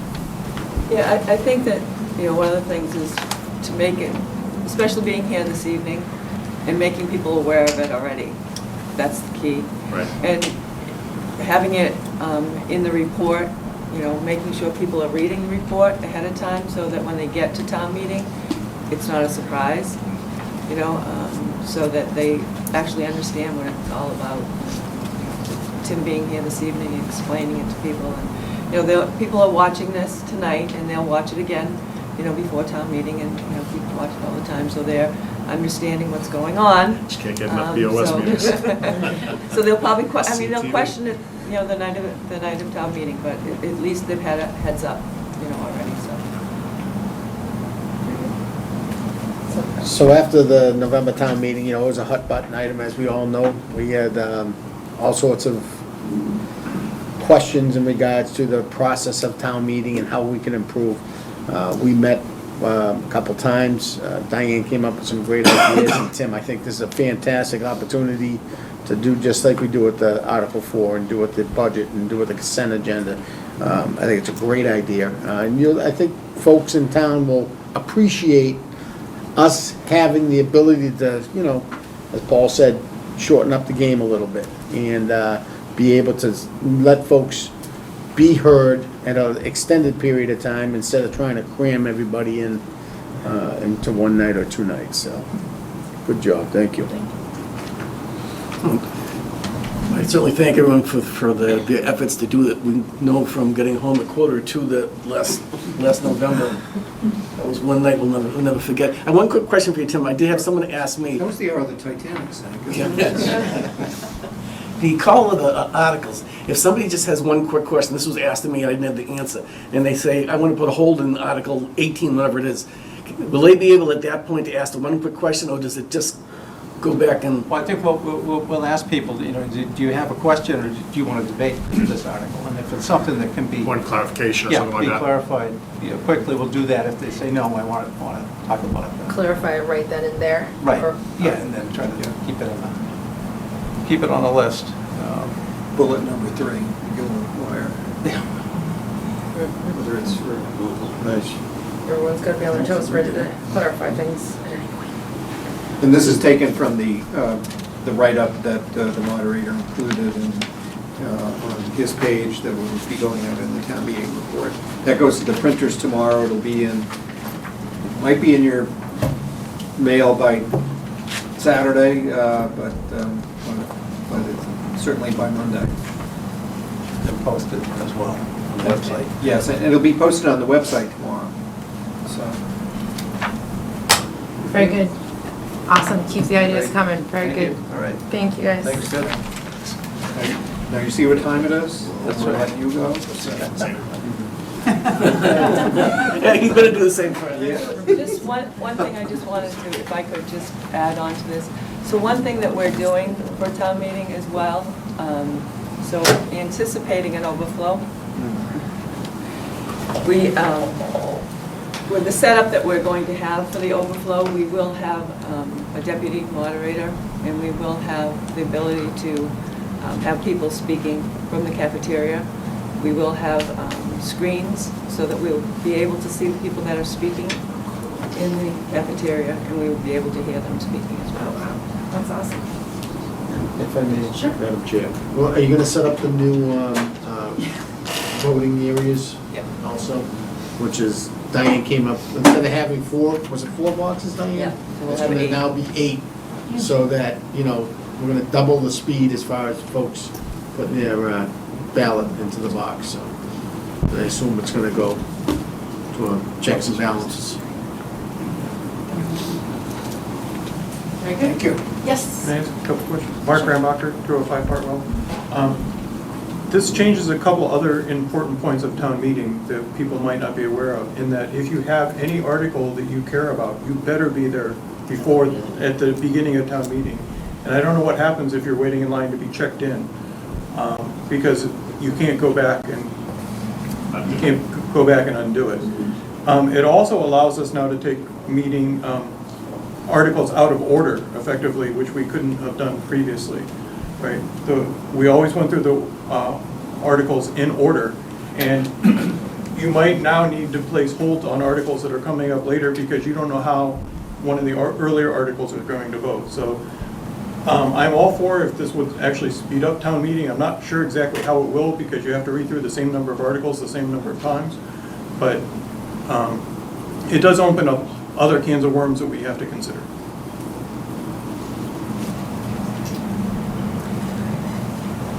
I don't know if there's any way to. Find out. Yeah, okay, yeah, we got it right. Thank you, Mark. Yes. Can I ask a quick question? Along to Davis Shaker Lane, will there be daycare provided, childcare provided during the town meeting? We're working with that. The school department has indicated the junior class has expressed interest, so we're working on those arrangements right now. And I've given them a deadline of tomorrow to tell me about them so I can put them in the booklet that we send out. So hope to do that. It's our intention to have it. Yes. Okay, guys, we've got an 8 o'clock public hearing. We have to open up legally. The Littleton Board of Selectmen will conduct a public hearing on Monday, April 10th, 2017 at 8 p.m. in room 103 of the Office of Town Building, 37 Shattuck Street, Littleton, Mass. for input on a proposal for special state legislation to allow the Board of Selectmen to issue 2 additional all-alcohol package store licenses anywhere in the town. Included in the May 1st, 2017 annual town meeting warrant as Article 24, Littleton's statutory quota is 2 such licenses plus 1 additional license for Littleton Common only, all of which licenses have been issued. The full text of the Article 24 is available on the town meeting warrant, which is posted at various locations in town and available online at www.littletonma.org. Comments thereon may be submitted in writing to the Selectmen/Town Administrator's Office, 37 Shattuck Street, Littleton, Mass. 01460 by no later than noon, Friday, April 7th, 2017, or in person at the hearing. All interested parties are invited to attend. Melissa Hebert, Chairman. Thank you. Okay, let's just do a quick check-in because we are behind, and I just want to see what the best order of operations is here. For 4B, I see Daryl. Is anyone else, is this just us discussing 4B surplus declaration, or? That's just us. Okay. I'm just okay, and then the articles is us debating again, and I'm sure folks are here for the public Folks hearing. here for the, and you've got folks here, I think, for the 8:15 presentation that Yeah, exactly. Campbell is making. I think you could probably have this hearing. Do the hearing and then go into MAG. Right, go back to And then go back. to the warrant. Go back, and the town surplus thing. Yes. So Jill, just in case you're here for the town surplus conversation, we're running a bit behind, and we're actually gonna do a public hearing. Yeah, I'm here for that too. Oh, you are, okay. All right, just giving you the heads up, we're gonna bump it a little bit, so, okay. All right, so we'll go with, item 5, then the public hearing that was just announced by Selectman Card, thank you very much, and that is as he read, the proposal for 2 alcohol package store licenses anywhere in town. So, again, I want to hear what the public input is on this. We had approved 1 liquor license at the last town meeting. There was interest in that 1 license, specifically on that particular one. We had 3 applicants. So we're here to just get a feel for what the public's input is for kind of widening that up, and both geographically, so anywhere in town, and awarding a couple of additional licenses. Throw just one more bit of information out. Sure. At last town meeting, we had put forward an article with a proposal for 2 all alcohol licenses. It got amended on town meeting floor down to 1, and 1 was approved. Yep. So there was some interest gauged at town meeting that people only wanted the one.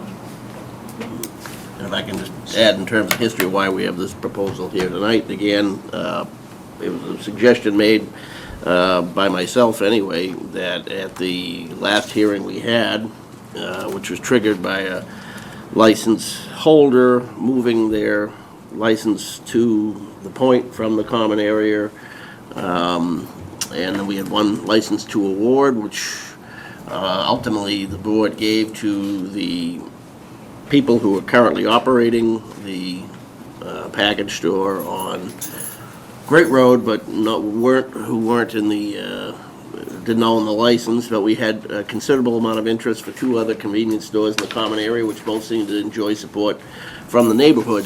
So, given that pretty well-attended meeting and the support for all 3 of the applicants that night, I had requested that this article be put on, and the board wisely suggested that there be a hearing to gauge, indeed, if there is support for having more of it. And if so, while we're under we can make no guarantee who would get it. That's at least the background history of why we're putting it out there. So I'm as much interested in as anybody is to hear what the public input is on it.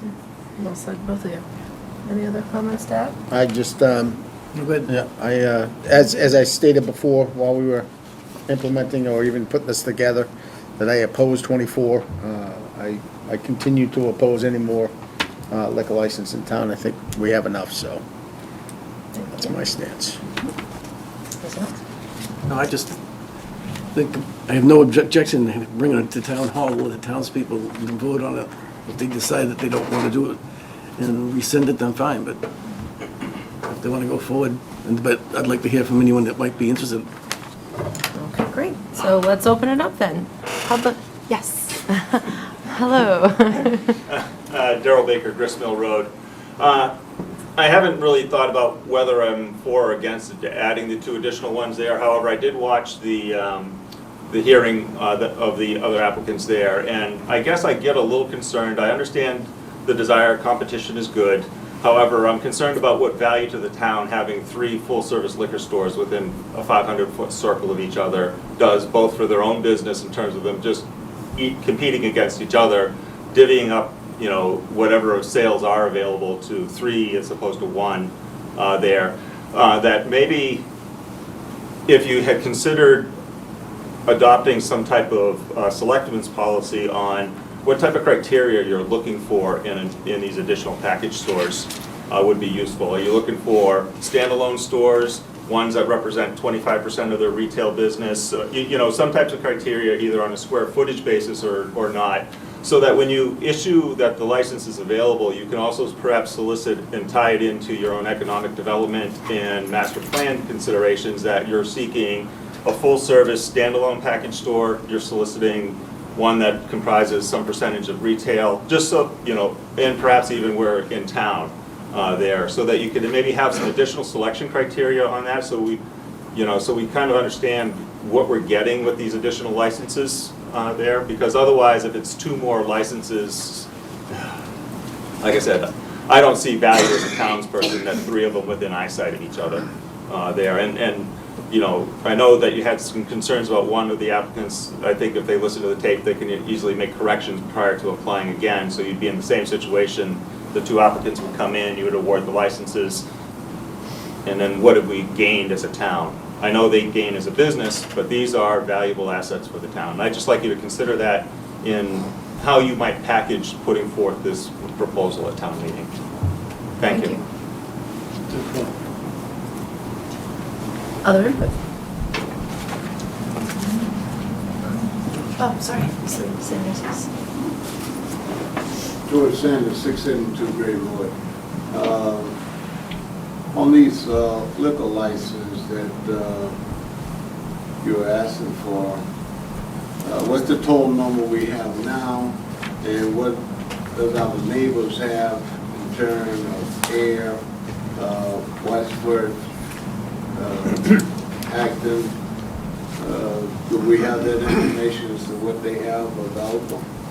We have ours. I don't know if we have It's compared. it's based on population. It's a quota that's established based on population. I'll have to look up what the statute says about, for every, how many thousand population you get X number of licenses. But in our case, and it's a little difficult to read on the screen here, but under the quota that the state has, and I've circled the section 15 is for a package store license. We are allowed to have 2 all alcohol package store licenses and 5 beer and wine, that is wine and malt package store licenses. We've issued 2. We've issued both of the all alcohol. We've also issued another all alcohol that's limited to, or you voted to issue it, we haven't issued it yet, for Littleton Common only, from that special act that was approved, authorized by town meeting last year. And of the 5 wine and malt package store licenses that we're allowed to issue, we've only issued 4.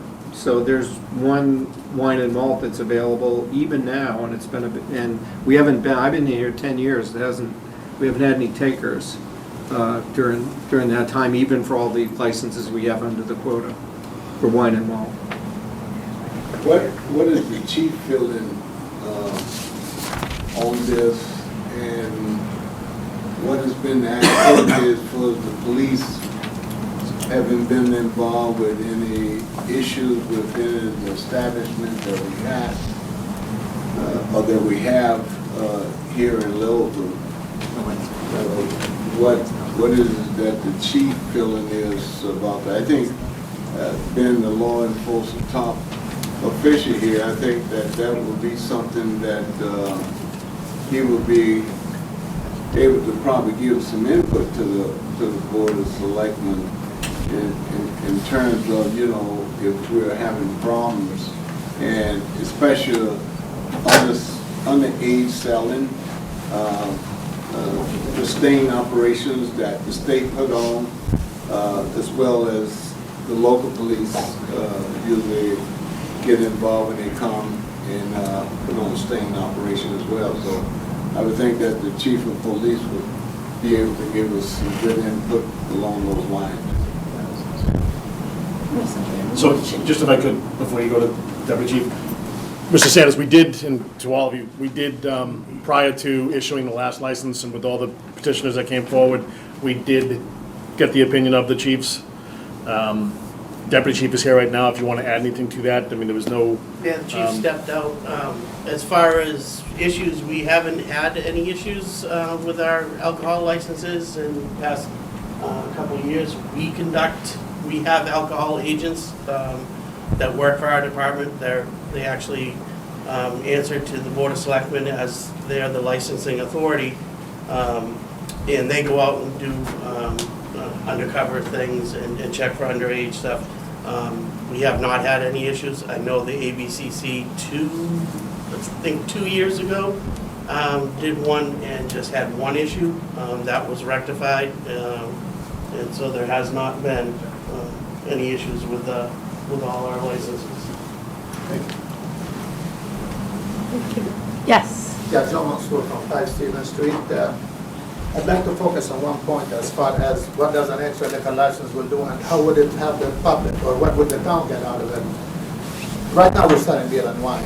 So what having a liquor is going to serve the public. And usually there's a lot of people that look at convenience and look at having a product because it just, everything seems to be moving towards the point. And we'd like to have something in the common which is allow us to maintain our customers and just service their needs. Now, the only benefit that I can see by the town is can be measured by the people that are going in there, that are happy, that never had any experience. If there was any complaint of anything that was not being dealt in a professional way or handled in a business-wise, there should be a concern. But as far as what an additional liquor license is going to do, you're selling beer and wine right now, so you're selling cigarettes. Everybody is selling cigarettes, so everybody is selling lottery. So I don't see why we're only picking up on liquor, that we see that there's going to be something wrong with that. you look in any town, you look into Hannaford, Market Baskets, and New Hampshire, they all sell beer, wine, and liquor. All you have to do is just competitive people that are working for you, that are passionate, that do their job, and I don't think there should be any concern. Some experience. Any other public input? Going once, going twice. Okay, last thoughts, board?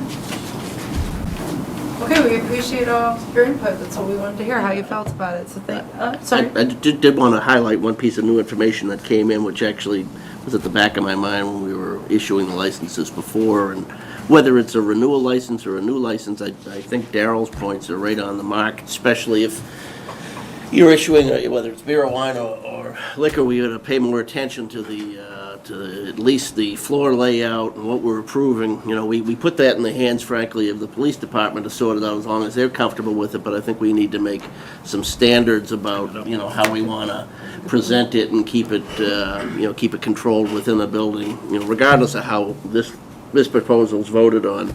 I think that's a good, wise rule to go forward with, and before the next licensing season, maybe we ought to give that some thought and ask the police department to think about it as well. Absolutely, totally agree. Okay, any, yes? So are we looking to just give a vote of support or non-support tonight? Tonight, I don't think, Take no action? oh, that's right. Yeah, the only thing is, any votes that you take after tonight will not be reflected in the voter information booklet. So it's really, so the only timing is that if you wanted to adopt a position and communicate that to the voters in advance of town meeting, that tonight is your It can still be done on town floor. It can still be done on the floor, yes. It's just that the publication goes out tomorrow. Right. I'm with Paul. I like Darrell's thoughts and ideas on putting conditions so that we can tighten it up a bit. We are at our quota when it comes to all alcohol. I supported the amendment on town meeting floor to go to one. So I'm not 100%. I didn't hear overwhelmingly one way or the other tonight, so I would even myself prefer to leave, you know, the public input process open for the next couple of weeks up to town meeting, and, you know, let people have a chance to chew it over and ask questions, make their public opinions known. You know, We can take a recommendation later if we so choose. that'd be my suggestion. You guys good with that? Yeah, I think that's good. I think we might be able to get some input from some of the surrounding communities to find out what they have, you know, if they have any conditions that they've put in place. And it's on the town warrant anyway, so. Right. It's on the town warrant. Yep. So I'll make a motion to close the hearing. It's been moved and seconded. All those in favor say aye. Aye.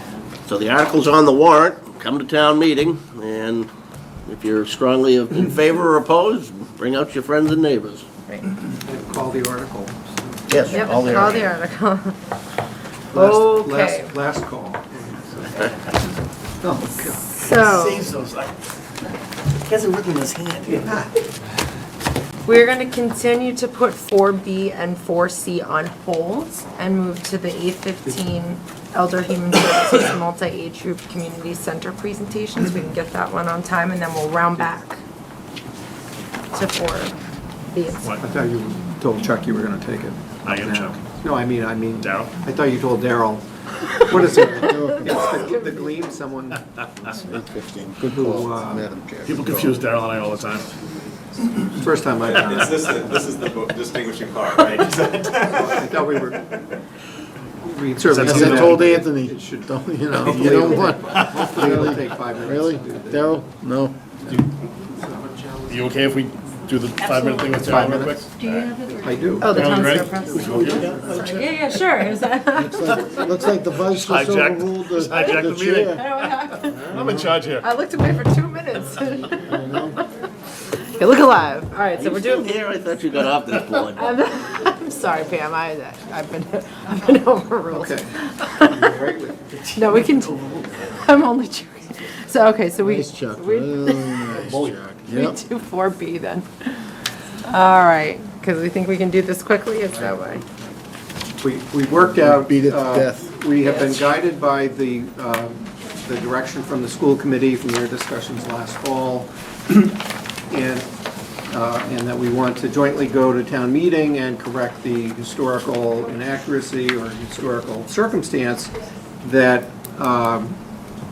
there is property that's clearly under school, the school committees in their use, but according to town council, it's technically under the Board of Selectmen's control. And for example, the Middle Street School is, most of it is on land that is, at least according to ancient votes of town meetings, still under the selectmen. Meanwhile, the town offices, which are under the selectmen, are under the authority of the school committee. So we're looking to fix all of that, and the portion of that goes to the selectmen for surplus declaration is what this plan calls Lot 1A. It's a plan that's been produced by Chris Stoddard, and we reviewed it with the school department and with Kelly and with Darrell. So Very good. Board members, questions? Seen it, done it, been there. Have the, what is it? Have the bumper sticker. One quick story. Yeah, go for it. Where it says athletic field, I remember being a kid, and when the town at that time decided to put the high school there, I remember my father being so upset because he said the best ball field in all the towns around was right there, and they're putting a school there, and we have all this other land. I still remember that comment being made. And that was the start of Joe getting interested in these types of Yeah, things. I think. politics, yeah. Poor Joe. Yeah. And in looking at the motion tonight, the only thing that I see where I left off, and I put it in red on the screen, is that you take this procedural vote and support the town meeting article that would carry it out. So it's Article 19 of the annual town meeting, and the school committee would be asked to declare their portion of surplus as well. So that would just support the drawing of the lines. Yes. Have you taken a vote on it or anything, Darrell? So we've already voted to release the slope site with our previous piece there. What I think procedurally, we need you to give us back our building at the school. They're looking for. Ask it nicely. Ask it nicely. And then, So you give them 1A tonight, and then they give you Lot 2, so-called, on Yeah. either sides of what shows here is Lot 3. Yeah, so I think at our next meeting, if you could forward us the motion so we can Yes. record that, because we meet, in 2 weeks. Okay. The week before town meeting. We'll have so that. We can vote to, we can We'll have vote that to ready for declare you. surplus. I know you wanted us to do this first, so that you'd be motivated to But do your parts. actually, I mean, technically, they're not overlapping, so we don't actually have a problem with the drawings in order to do that, but I think process-wise, it probably makes sense. Yes. Okay, good. Any last Okay. discussion? The only question I'd ask is, the question came up about parking tonight for the library, and was that an intentional drawing of the lines to include some of that parking so that they did meet the planning board's? That is precisely the plan that the library included, and that the school committee voted on, and that was submitted to the funding agency. Yeah. For clarification. So on this plan, where it shows as Lot 3, that is precisely the shape of the lot that the school committee has already voted on. Yeah. Which matched the plan from, the draft plan from the library. That's great. Yeah. Ready?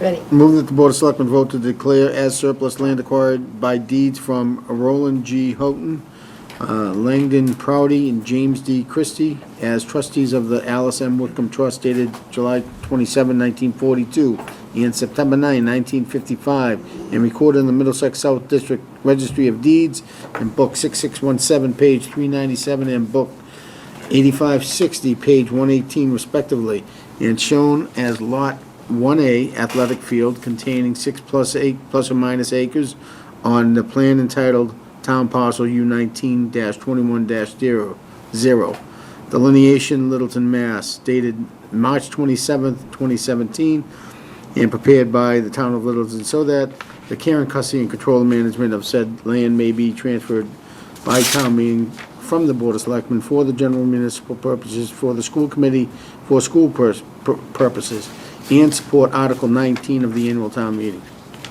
Second. So moved and second. Can I All just, those- before you vote on it, just page 394? Mr. Carr's glasses aren't working. What'd I say? 397.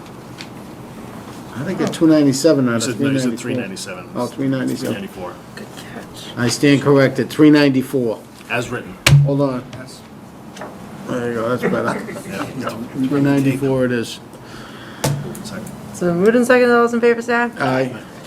Thanks, Very Brandon. good. Thank you. Thanks, Darryl. All right, so now we're gonna skip 4C, hold on to that, and go to 6, Other Human Services Multi-Age Group Community Center presentation. Good evening, Pamela. Good evening, Board of Selectmen. Thank you so much for inviting me to come and talk about this. This is an exciting idea. This whole thing started, Keith and I were talking about. This bottom one advances, because that one advances. Keith and I were talking about, obviously, as we often do, the needs of seniors and the needs for more space. And then we were talking about the library project and the coming up town vote, and the idea that if the town has the appetite for putting money forward for a building project, maybe we should think about some other ideas as well. And I advanced this idea of this multi-age group community center as a way to provide more space for seniors, but also for others in town. Bottom. So I want to just remind you a little bit about the 2005 needs assessment. Some of you were present for the presentation that Dr. Mutchler from the Gerontology Institute did. And I have some facts and figures that are actually at the end of this report that I'm not going to go into in much detail. But they just support that indeed we have seen growth from fiscal year 14 to fiscal year 16, and it's continuing to grow. But then I do want to talk about the unique needs of seniors and how a community center could meet those needs, and then some special needs that we have. The key assessment findings from the needs assessment pointed out that the senior population is expected to grow, that the 50-plus population out of the survey wants to stay in Littleton. That's very clear. And that as this population grows, there will be an increased need for services. They also determined that we have 2.2 square feet per Littleton senior resident right now. Mass Elder Affairs recommends 5 to 7 square feet. National Council on Aging recommends 5 to 6 square feet. I believe they made a euphemistic statement about us needing more space, which I think is clear to anyone who's in this building when we're in here. This chart is directly out of the needs assessment and shows both the numeric rise in the number of seniors and the percentage rise, that this is what we can expect. These numbers come from the Donahue Institute, which MAPC also uses those, the Metropolitan Area Planning Council. I don't have to tell you that Littleton's changing. Town residents live longer. They have a longer retirement period. Older adults are more active and more engaged than ever. I mentioned before that in the needs assessment, it was really clear people want to stay in this town. And of course, we have some warrant items that are helpful for that coming up. But as I thought further about this, and as I've attended some presentations that have been done, different age groups actually have some very similar kinds of needs. I know often when we think about the seniors, we think about building a senior center. And this idea is to let us open up our thinking a little bit more to some of the other groups that have, as I said, some similar needs. This is not my idea. This is not a new idea. There are more than a dozen of these kinds of centers in Massachusetts and more being planned. When I put this presentation together for the March 16th presentation to the seniors, I had Stowe, Bedford, Lexington, Lincoln, Salem, and Natick as examples. I've added Groton because Groton has coming to town meeting this spring an article to buy land to build an adult community center.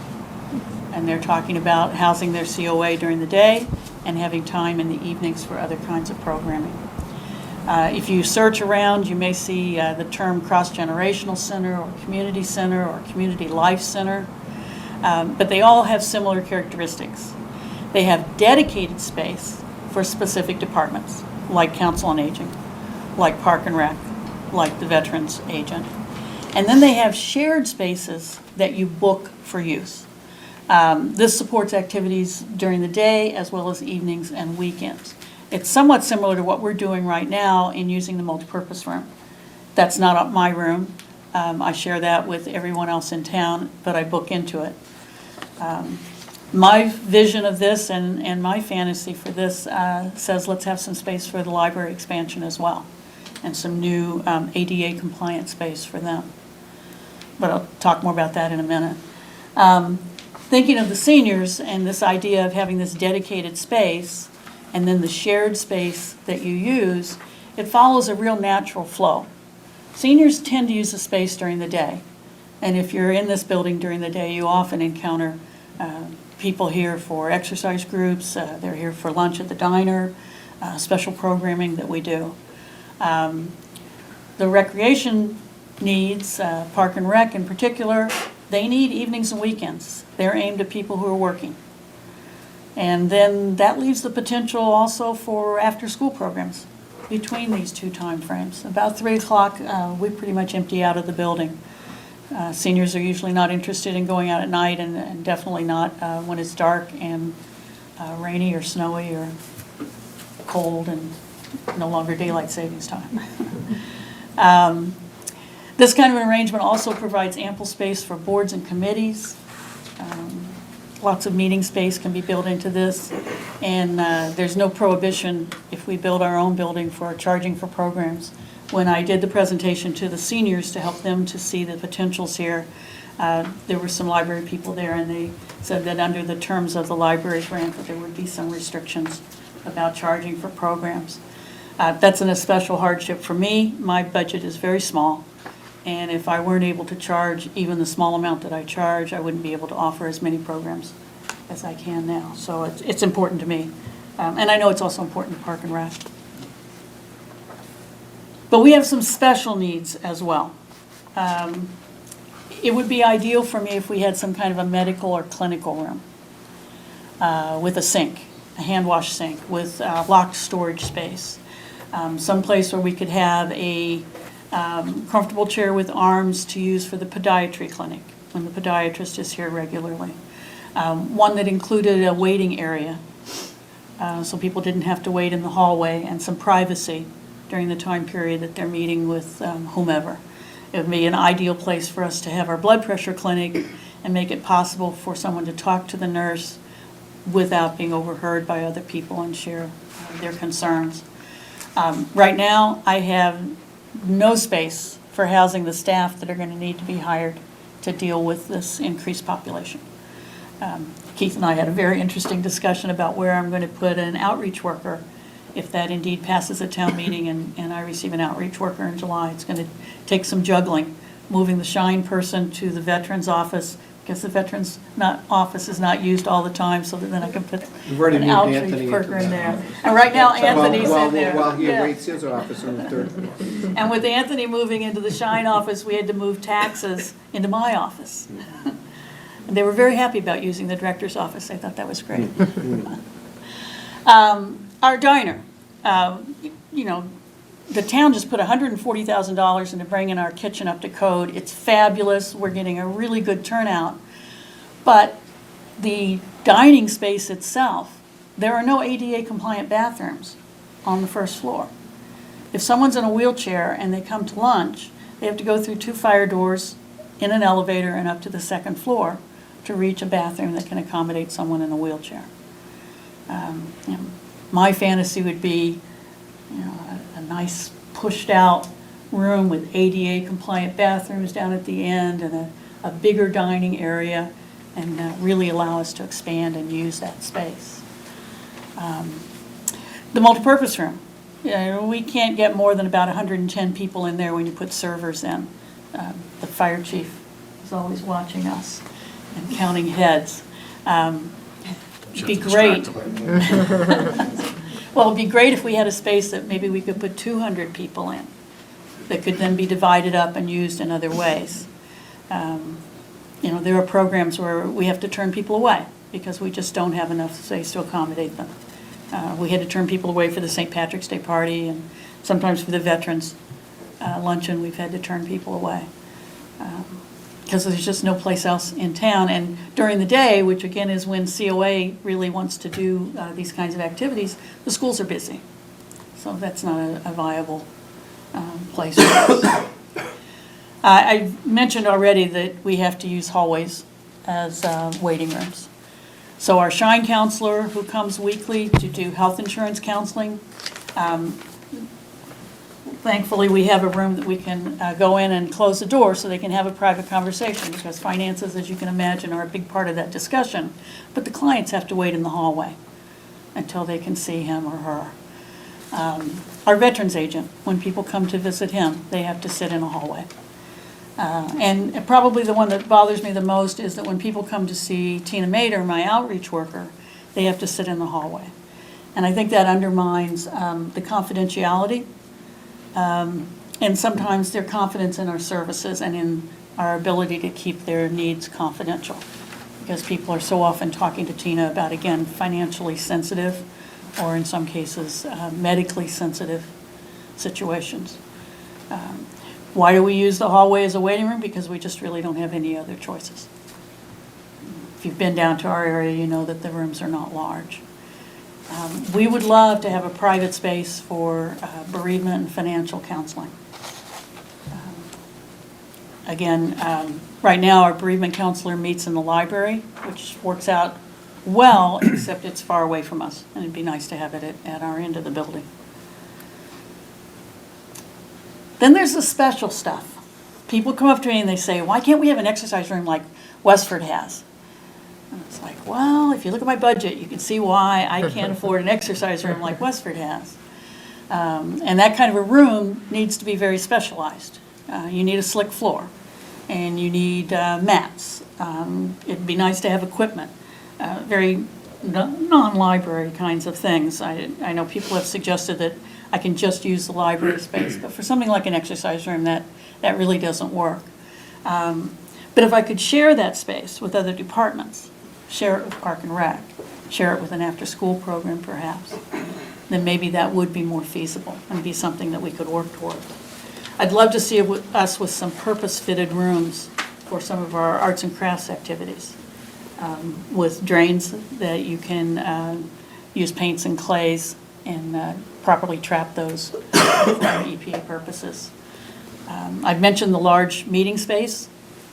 I'd really like to have that kind of a space. And wouldn't it be great to have a lecture room with the public address system?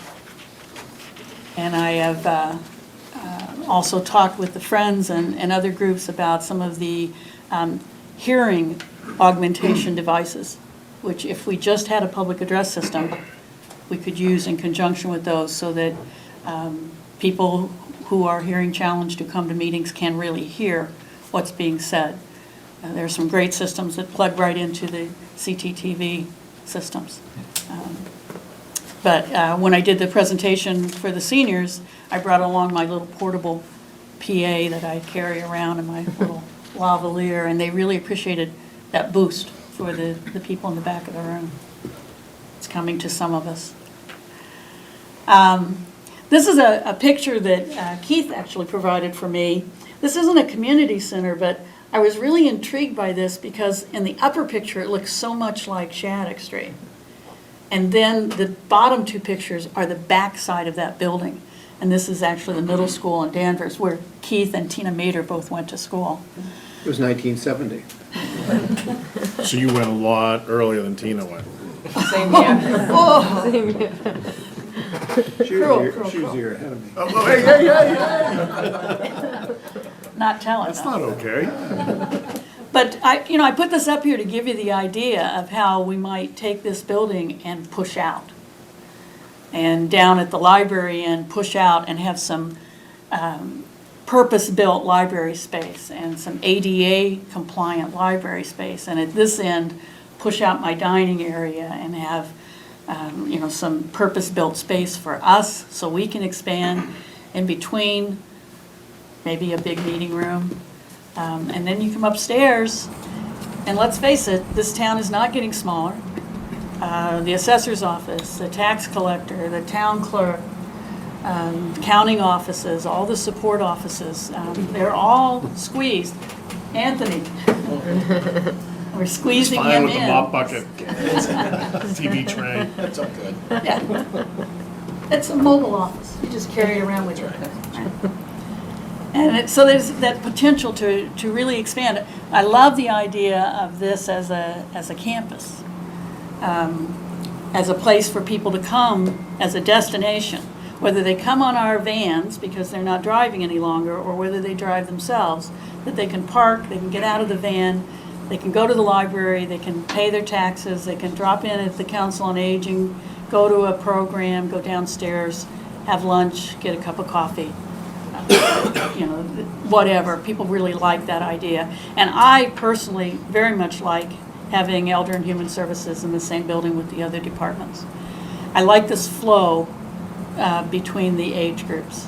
I would rather have people attend a Tai Chi class because they need to work on their balance, not because they're over 60 and that's the only thing that's available to them.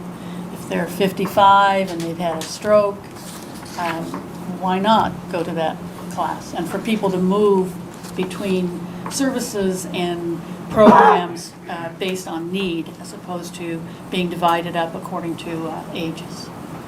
I think that's a natural and organic mix. And I've said over and over that, I want to stay down here. We have our beautiful kitchen. We want to continue to take advantage of that. And I'm hoping with the RFP that's out for the space study, that will give us the opportunity to get some really clear statement of need and help us to map out the needs of the different departments. I ended this by saying I'm striving to be inclusive here, not exclusive. And if I can say, again, Groton, which had its senior center out on the edge of town, very separate, is now seeking to bring it back in and to bring in other age groups into their building for their use. I think this is the 21st century, and this is the way things are going forward. Questions? Excellent, thank you, Pam. Mark? Questions, comments? You guys are planning for your own futures. I'm serious. Thanks, Pamela. Maybe you're supposed to say You're gonna some need- sooner than others. Took the words out of my mouth. You're going to need EHS and COA if you're fortunate. I think it's very much appreciated that you're taking the lead on getting this before us. It's, it's the direction we need to be going in, and obviously the numbers are staggering that within a few years' time, 37% of the population will be seniors. I like also, and I appreciate your experience, that the existing campus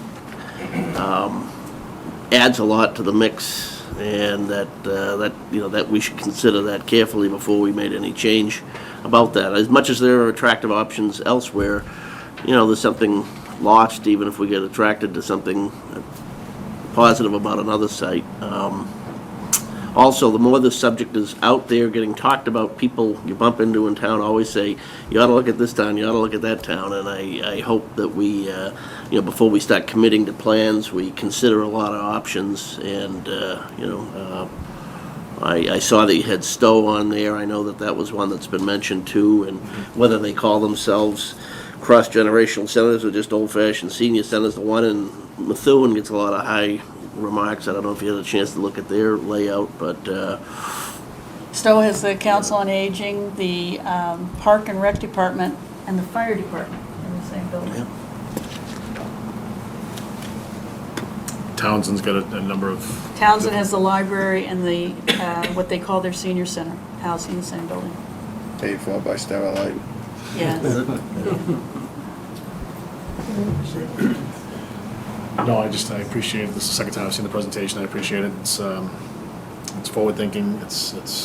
I love the idea of the campus, keeping everything under one roof, if you will. And,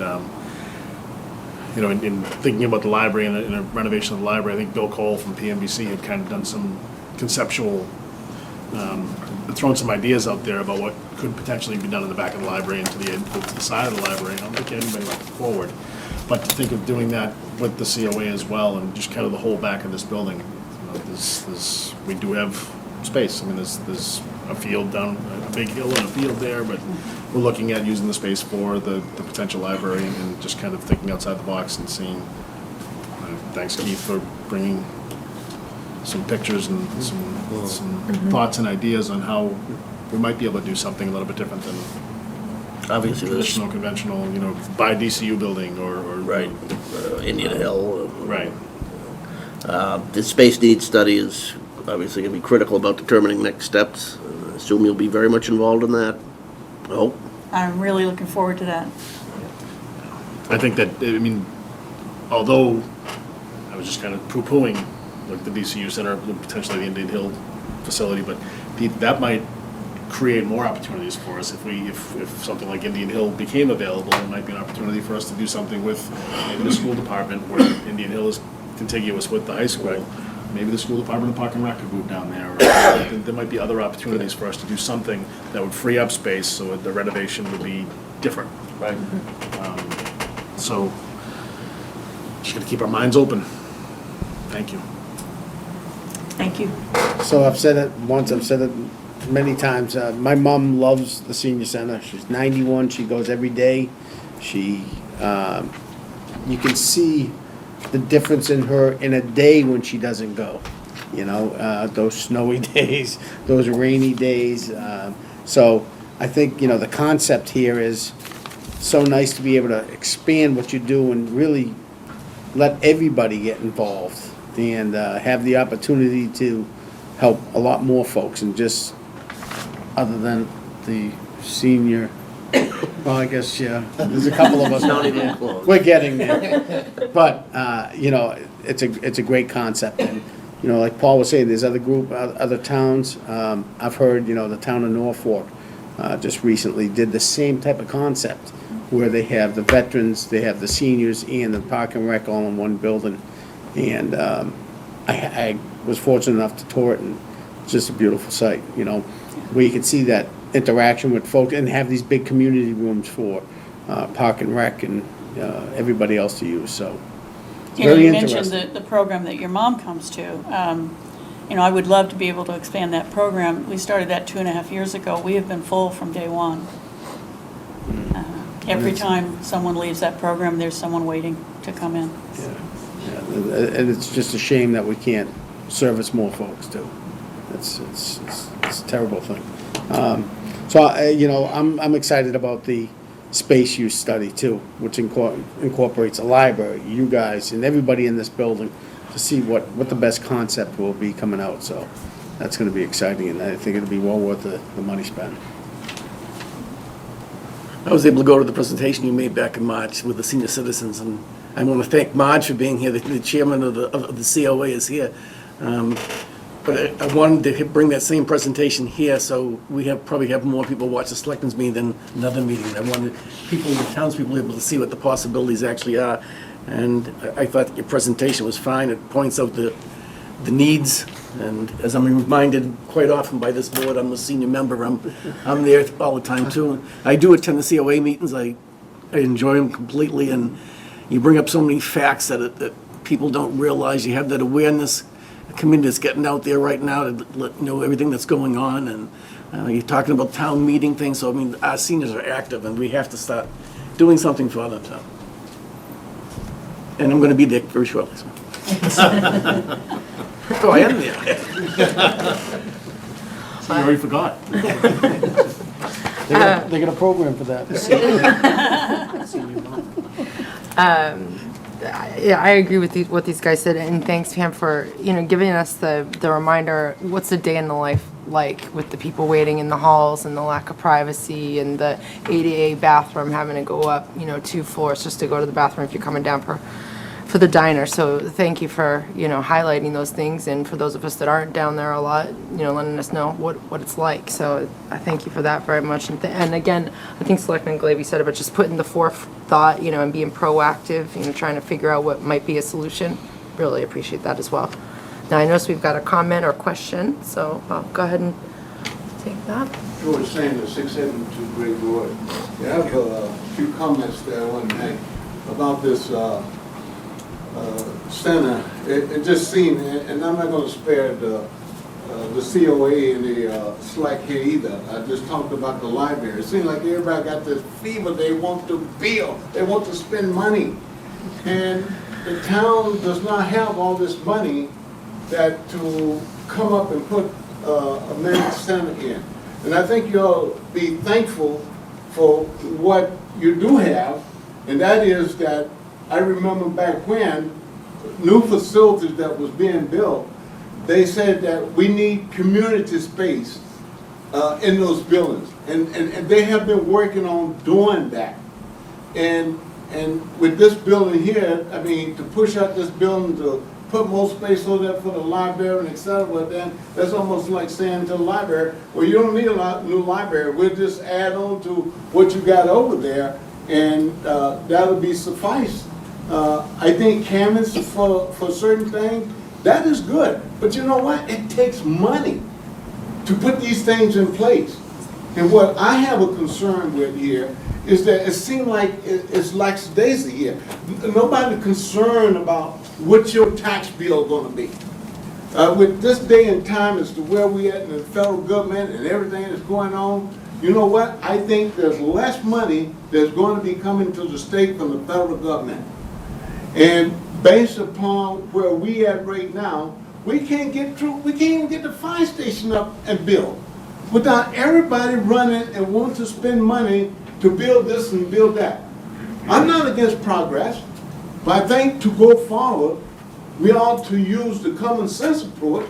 It takes money to do those things. You talk about Westford, you talk about Groton, you talk about Harvard, you talk about Air, you talk about Akron, you talk about Concord. You got millionaires down there. They donate all kind of money for a lot of projects that those towns need to do. Now, we just had a lady here, Ms. Brunk. She donated $120,000. She gave 50 here, 50 here, 5 here, 10 here, 5 there. That's where the money. I remember when I was the chair of the COA, she sent me a $50,000 check for the COA, for the vehicles. So we do have some people in here that does donate to the town, and that is great. But I think that we need to take in consideration at the same time, when you talk about money, it has to come somewhere, someone has to give. And if we got a school board in here, through you, the chair, I would like to ask, I understand now that Shaker Lane got problems over there with the school, and they're talking about $2 million. Where is that coming from? I don't tell you that's the rumors out there. But if there is something wrong with Shaker Lane, and if there is money, we're going to have to put that as a priority, because we need to take care of our kids and make sure that they are safe. So I'm for doing a lot of good things, but it takes moolah. Thank you, Mr. Sanders. I'm not aware of any $2 million project being proposed for Shaker Lane. Okay. Through the chair. Directed at the gentleman in the back who was concerned. I just wanted to say that it just seems like so much is riding on this needs assessment for this building. And I'd just like to say that we really shouldn't close the door on any possibility until that's completed. And by putting your support behind the library articles, we can keep all our options open. I think no matter what, the option's open, whether we... It makes a difference. Yes. Mark Graham, Hartwell Avenue. I have one point of clarification and one question. the library, as it is currently constituted, or a new library, we are, the trustees set the policy on charging or what the meeting rooms can be used for. The state doesn't care. The trustees allow the rooms to be used by town departments now, whether they charge a fee or not.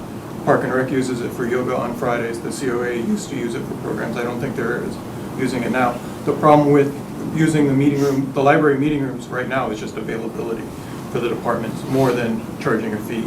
If we build a new library, the same policy applies. It's the trustees that set. The way the policy is set right now, it says it can't be used for commercial purposes. We don't consider the town a commercial entity, so they can charge for their programs. Thank you for that clarification. And my question for you is, how much space do you have now? I can get you the numbers. It's very small. I have 2 very small offices, 3 very small rooms. Well, the reason I ask is you said the senior population in a few years is going to be 4,000, and you want 5 square foot per, which is a 20,000 square foot building. Love to have. So that's quite a large addition if you only have a few thousand square feet now. Those are the recommendations from the state and from the National COA. Just reporting those figures. I was at a meeting recently with Townsend, Hubbardston, Pepperell, and all 3 of those towns said that they didn't have enough space.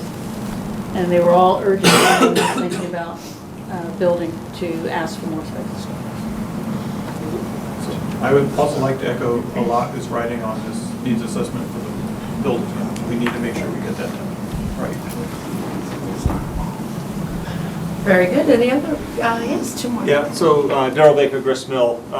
You know, I just want to pick up on the one phrase that you had at the on one of your charts there: be inclusive, not exclusive. There, and it's unfortunate the way the state sets up its funding grants here. There's so many rigid requirements on the library grant process. It doesn't really allow it to consider options like this for funding for that. And again, it might be toting at the windmill, but again, that might be something for us to consider pushing towards our legislative representatives on what are they doing to towns when they force each department to bid a project as a separate project rather than what's in the best interest of the community. You know, because I don't really want to have the conversation of this group against this group and what project are we going to fund, because I think that divides the community and as opposed to where we want to go in terms of looking at our needs. So again, I just throw that as, you know, it's a windmill in terms of the state programs there, but I think bringing it to their attention that they're causing towns to make a trade-off. Silos of whatever you want to call them. They're not excellence in that case because it's not necessarily optimal for the town.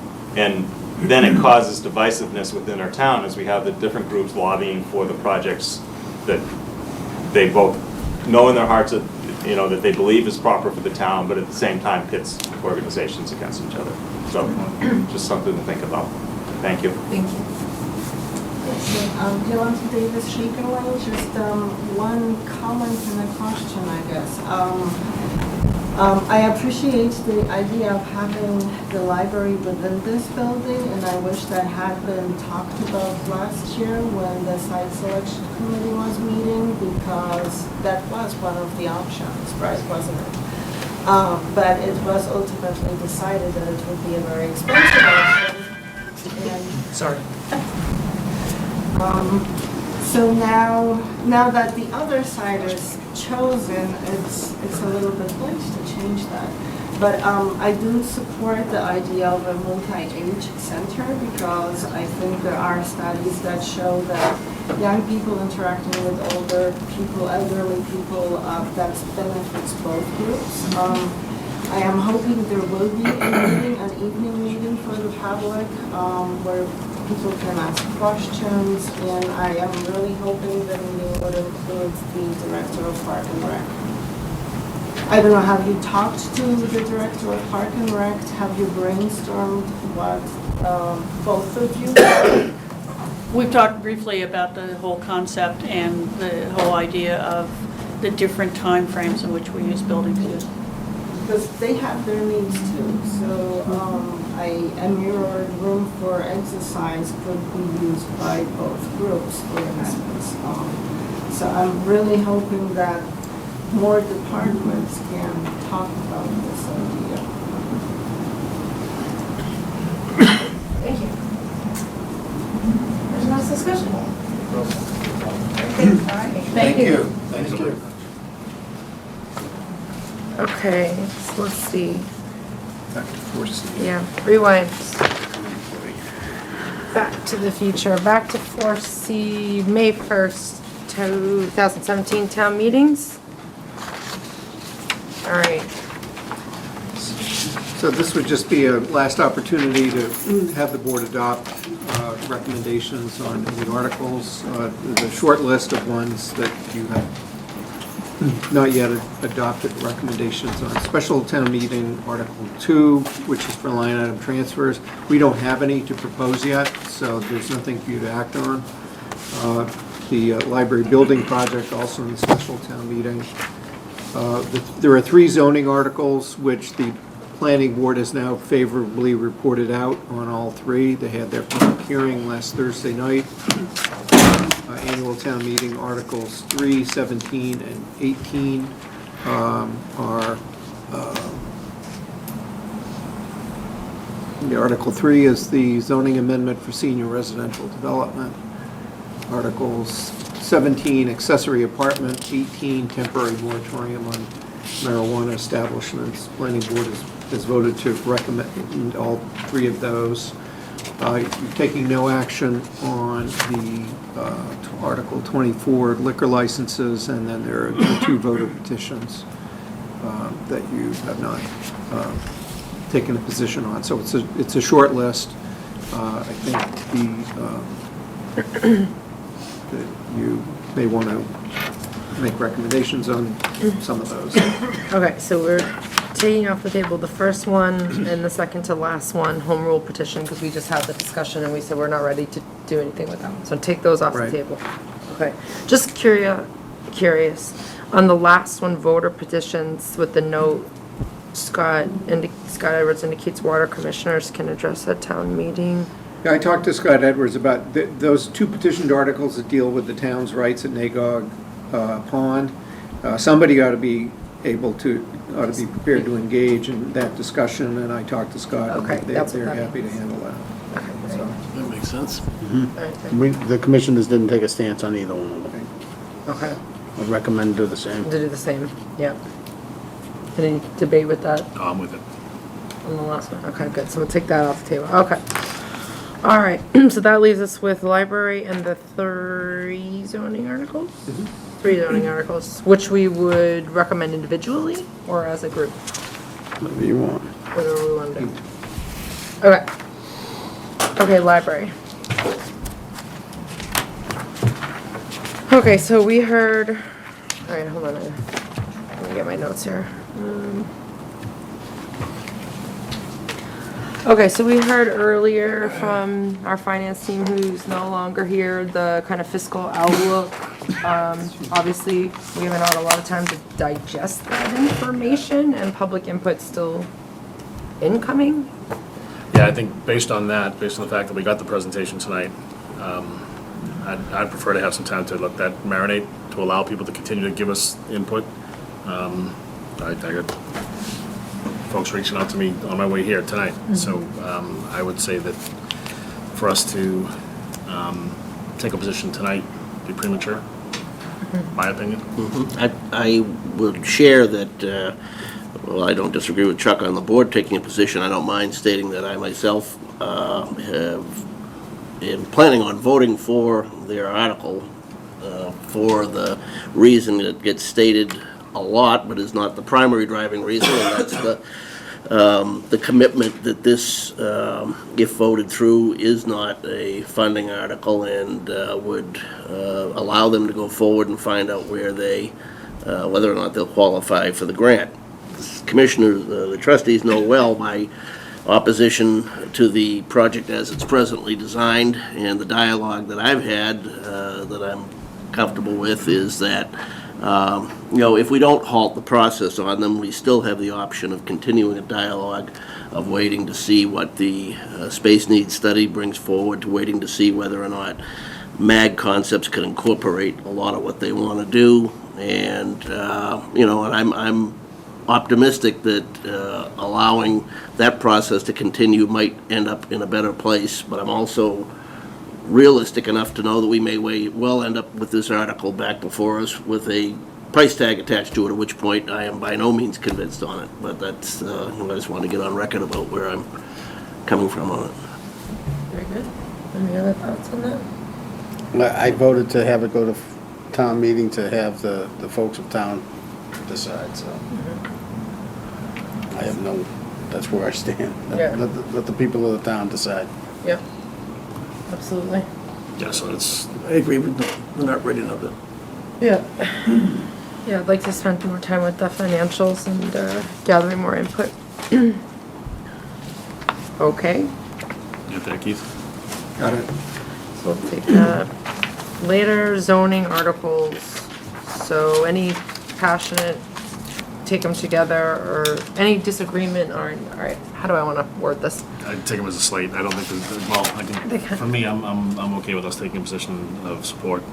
Me too. And the planning board's recommended it too. so- Right. Recommended it, there was no opposition Right. from the public at their public hearing last Thursday.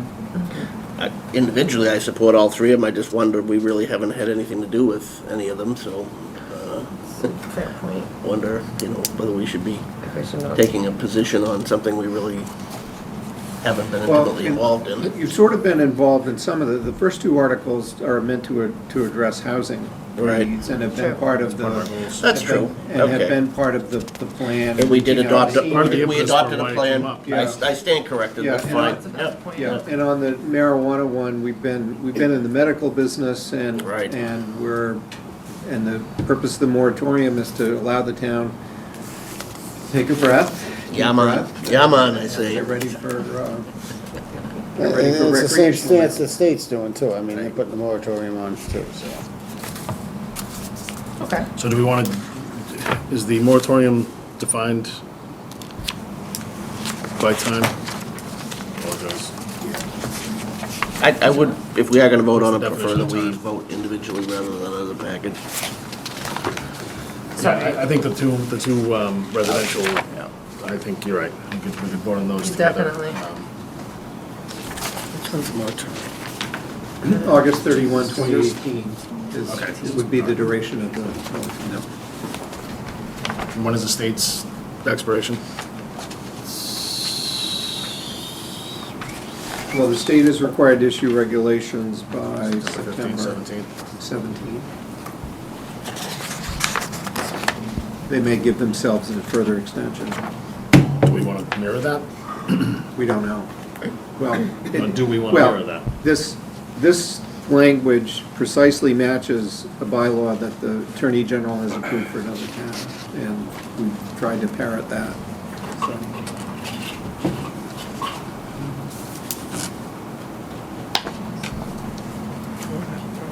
Either way.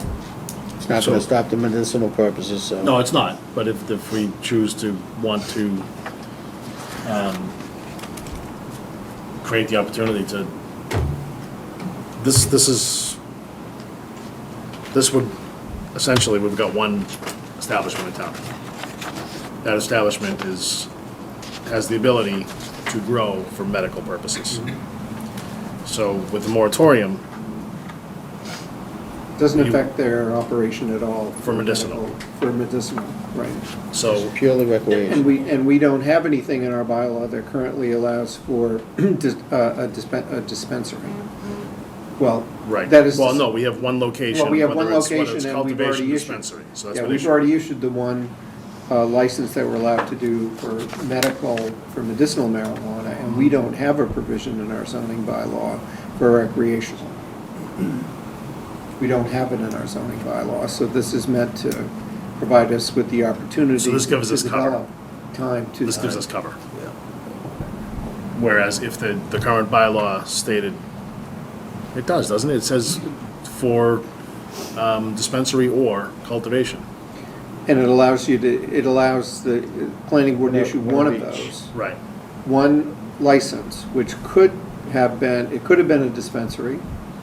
Right, but And a cultivation site together, but it was, the one license that was issued was just for a cultivation site, and so there is no additional license available for a dispensary for Right. medicinal. But if we, let's say we mirrored what the state is saying, and we went to September of 2017, and then at We don't next have a November's town meeting. Yeah, we don't have a town meeting between now and September of 17.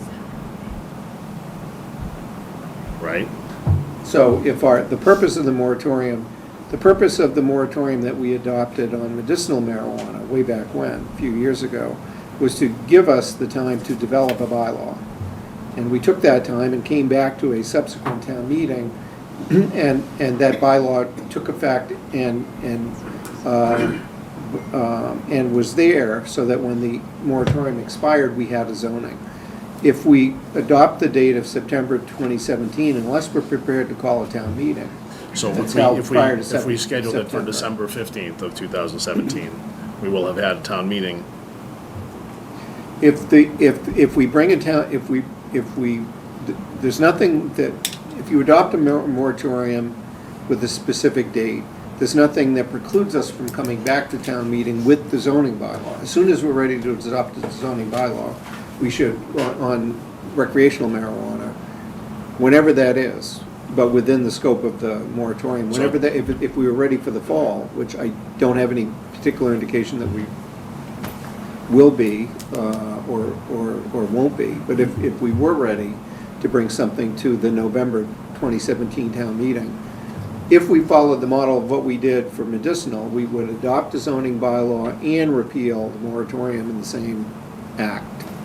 So I think that if the planning board has picked this far off date to give time to develop the zoning bylaw, and we can adopt it, I think more, it might be November, but it might, more realistically, it may be May of 2018 when we're bringing the. I'm looking at it a little bit differently, and I'm not saying that we should do this, but I'm just trying to think, if we allow sanctuary, right? That's the Two separate things, though. If we allow sanctuary, right now they're allowed to grow. Yeah, but two They're allowed separate to grow things. medicinal. Correct. So if we were to not put the moratorium on and allow them to grow for recreational, they're not gonna dispense. No, you can't. We would have to amend, in order to allow sanctuary to We need a expand bylaw to do beyond it. medicinal. Whole different license. We would need to Change amend our bylaw, zoning okay. I'm bylaw okay to with that. allow for I'm just looking at, recreational. frankly, from the Yeah. revenue standpoint, and, Yeah. you know. Sure, because in the host community Right. agreement, if we start to allow them,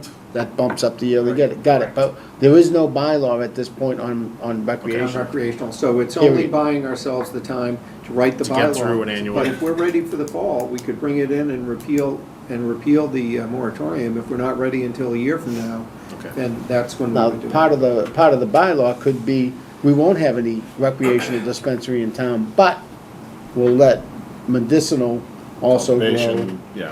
have recreational. So that can be part of our bylaw, but there just isn't a bylaw at this time.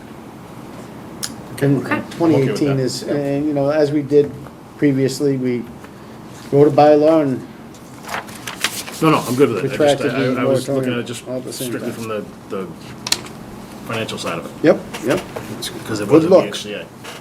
Because everything does take money. Voila. Okay, guys, so what are we feeling like? It sounds like actually we're okay with all three. Yep. Paul, you want an individual? Not at this point. I thought I might have different votes on them, but unless anybody does, I can vote for all three of them. No, I'm good. All right, so that means that we can just do the one then. All right, With the so three. move that the Board of Selectmen votes support the following articles in the May 1st, 2017 annual special town meeting warrants and direct the preparation of motions to be moved and seconded by said board. Article 18, temporary moratorium on marijuana establishments. And 17 and 3. sorry. Article, Yeah, the three zoning articles are lumped together in one bullet in the motion. or the additional information. All right. Yeah. So zoning articles, ATM 3, senior residential development, ATM 17, accessory apartment, and as I mentioned, ATM 18, temporary moratorium of marijuana establishments.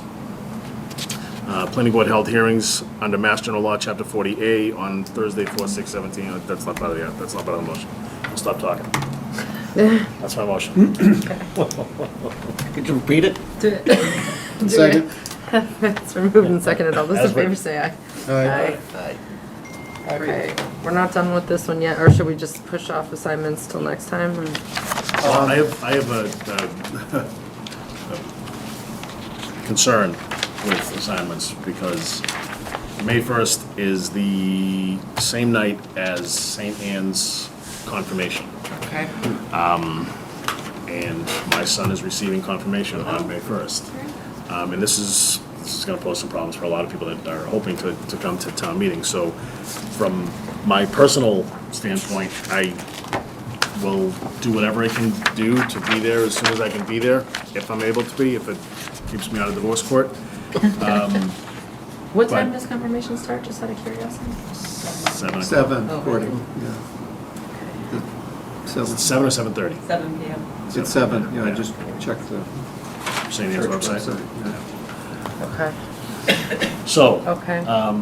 You shouldn't commit to any. well, I'm going to my son's confirmation. I wouldn't miss his baptism, I wouldn't miss his first Holy Communion. Good and choices. Very good. I think we hold off on assignments tonight. Okay, yeah. Good call. Okay. All Unless right. everybody wants to move town meeting to Tuesday night, the 2nd, to accommodate me. Works better for me. Not so much public input? I wish we'd known about that earlier. It's not a minor consideration. Well, and it's not, and it's something that try to keep all the balls in the air, and it wasn't on my radar. It wasn't until somebody else brought it to my attention that I realized I had a conflict. So I wish that the church had kept in consideration that annual town meeting happens every year on the first Monday of the month. But I didn't catch it, they didn't catch it, and if I don't go, I will catch it. Right, exactly. I'm trying to get. Okay. There it is. So could we have an off-site moderator? Yeah, a third location in St. Anne's. Third location? Yes. Closed circuit. Just along those Real same time? lines, I also wanted to Like mention that there were a few people who mentioned to me that they wanted to be here tonight, but it's the first night of Passover. Right. Okay. Thanks.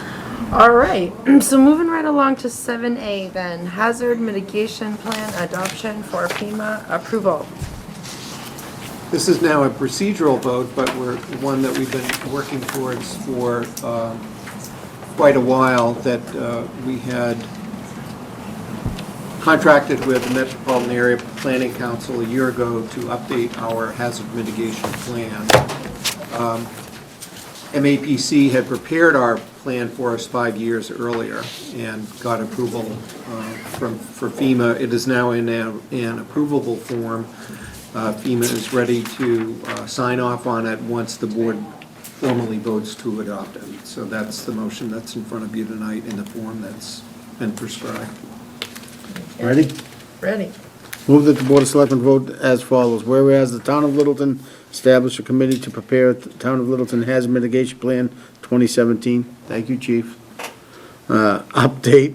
And whereas the Town of Littleton Hazard Mitigation Plan 2017 update contains several potential future projects to mitigate potential impacts of natural hazards in the Town of Littleton. And whereas duly noticed public meetings were held by the local hazard mitigation planning team on February 3rd, 2016, October 17, 2016, and whereas the Town of Littleton authorizes the responsibility departments and/or agencies execute their responsibilities demonstrated in the plan, and now therefore be it resolved that the Town of Littleton Board of Selectmen adopts the Town of Littleton Hazard Mitigation Plan 2017 updated in accordance with Mass General Law, Chapter 40, subsection 4, and bylaws of the Town of Littleton. Second. Do you want to read the additional information like I do? or- No, really don't. Thank It's you. been moved and seconded. All those in I favor cleaned off say my aye. glasses though. Aye. Fantastic. Clogged up halfway Aye. through. Nice, yeah. Oh, all right, we're rocking and rolling here. Procurement facility updates, several different things, smart sewer, RFP, town buildings analysis, complete street, several different things. Several different things, an awful lot of information that we wanted to get to you so that you had it. And there are a couple of motions on some of them that were proposed to help move things along. On the Littleton Common Sewer Strategic Plan, main point is that we are looking at April 24th to bring you a contract to approve, and as we indicated earlier, that can also be a night when we have the engineering consultant here to talk to us about their approach to the project. So we'll be happy to schedule. As well as a more that. comprehensive informational presentation Yes. by us. There's still a lot of questions out there that aren't germane specifically to the engineers, as important as their input is, that I think we want. Why are we doing it? So we'll have our public information session on the Allow the sewer public to as ask questions. part of our meeting on Yep. April 24th. Okay. Next update is on the town offices, building and space needs analysis. And this, we have reissued the RFP. As I mentioned earlier in the meeting, that the $20,000 the town meeting appropriated was not enough to do the scope that we had issued. Bonnie came up with a strategy by which we could increase the scope to the needed level by the board acting under the authority you have under the Municipal Modernization Act, that the ability for a Board of Selectmen to approve year-end transfers has been greatly expanded. There used to be a finite dollar limit, now it's unlimited. Bonnie is indicating that there's at least $30,000 that's available in unemployment expenses, which could be transferred to this project. Technically, you can't transfer it until we're in the final 2 months of the fiscal year, so we will be back on May 1st at 6:30 to get that authorization. But since we are moving ahead, we'd like to send a signal to the proposers that the new budget number is 50,000 total. Hopefully, we'll get some proposals in, so we would like to have the board vote its intent tonight, the first motion that's proposed, to make that line item transfer, and then we'll be bringing it back to you on the earliest date that we can do that. That will give us $50,000 to proceed. And we're feeling pretty good about the $50,000 number? We're feeling a lot better. That Chris Stoddard made contact with many of the proposers who had pulled the RFP the first time, and to just indicate what, why they didn't submit. In all cases, it was that the budget wasn't enough, and the feedback was that a $50,000 budget would be more reasonable to do. Can I ask you, on the is it RFQ that we're asking for? Does that include all space in the town hall, or is it limited? Yes. to- Yeah. Yes, it Includes everything? Yes, The whole it includes all the town office building complex. We say including library, seniors, and park and rec, so that not to forget those, or to make clear that those are included, but it's all of the. But it takes into offices. account the accounting office and everything else? Absolutely. End to end. End to end. Yeah, all those that are, the school administration, the, LCTV. all of the functions that we have in this building complex. Yeah, like this part of it, document all existing space usage, so, right there. Yep. So that's another update from Chris Stoddard. We also have included in here, this is sort of a preview for something that will be coming up at our meeting on the 24th. We have bid openings on the Nagog Hill Road reconstruction project and on the Complete Streets Improvements plans between now and then, and we will be looking to bring those contracts forward for award at 2 weeks from tonight at the next regular meeting. in looking in particular at the Complete Streets project, which includes the Russell Street sidewalk, Chris had reminded me that the total project cost, the construction cost for the sidewalks, while that's covered by a grant, the design costs are not. We're incurring the cost for the design costs, which brought me back to the agreement that we had with Sam Park back in 2012, where that agreement calls for a $65,000 contribution from him. We've identified that much in costs that we've already incurred on design for the Russell Street sidewalk. So if the board was of a mind that we could ask Sam for that $65,000, because we are spending it on Russell Street. So I wanted to put that out there as an opportunity that we could give notice. If we don't want to do it for that purpose, I think we should renegotiate the contract so that we get it for some other purpose. But the fact is that we do have, for the $65,000 that the town is owed for Russell Street under that agreement, we do have costs that are not covered by the Complete Streets grant that are at least equal to that amount. Let's do it. Well, absolutely do it, but, you know, instead of calling just Russell Street, let's just call it for Complete Street mitigation. 65,000. We could, I would say that, yes, let's do that, and we can get it in a two-party agreement. So, because the other thing we're proposing that, timing is everything. Yep. Too, sometimes with everyone, but with Sam. And he had donated $1,029,000 over the course of the MassWorks construction project since 2012. That project is completed, it's closed out. We owe him, or we have not expended from that $22,400. And so we would pay that back, we would give that back to him. And now when we do, we'll say, we'll give you 22, you give us, or wait a minute, maybe we should just hold on to the 22 and you only give us 42 and change instead of 65, so that when they add up, it's a total of 65. But We just say, hey, just Closing. give us the 87 and we're square. Math, the new math. It's in a lockbox. Yeah. So anyway, so we have a procedural motion on how to do that one as well on the Russell Street. And has he said that, you know, he's looking for the 22K? I mean, you know, he may. Well, we haven't, we owe him the money when it's done. I had a conversation with him probably a year ago to say that once it was, that we were getting ready to close out on the project and we would have an amount that's available, and when we did, we would notify him, and at the same time, the Russell Street sidewalk would be, we would know what the cost is for that, and so we would wrap them all up in a, I like where that's at. so. Don't Is remind part us of for the more. sidewalk gonna be like a gondola ride in front of Workers' Credit Union? I don't think so. I mean, you know, We'll talk to. 22 grand we owe to him. But, you know, instead of the Russell Street, have the 65 go to Complete Streets. If we can change that wording, you know, because it was just a HCA we did that in. It would be, we could It's a two-party agreement. prepare the simple form of an amendment. Sure. To cover Sure. this transaction here and say Yeah. for Complete Streets. That way So if you want to say everybody- that in your everybody- motion, we'll have it. We will so reflect.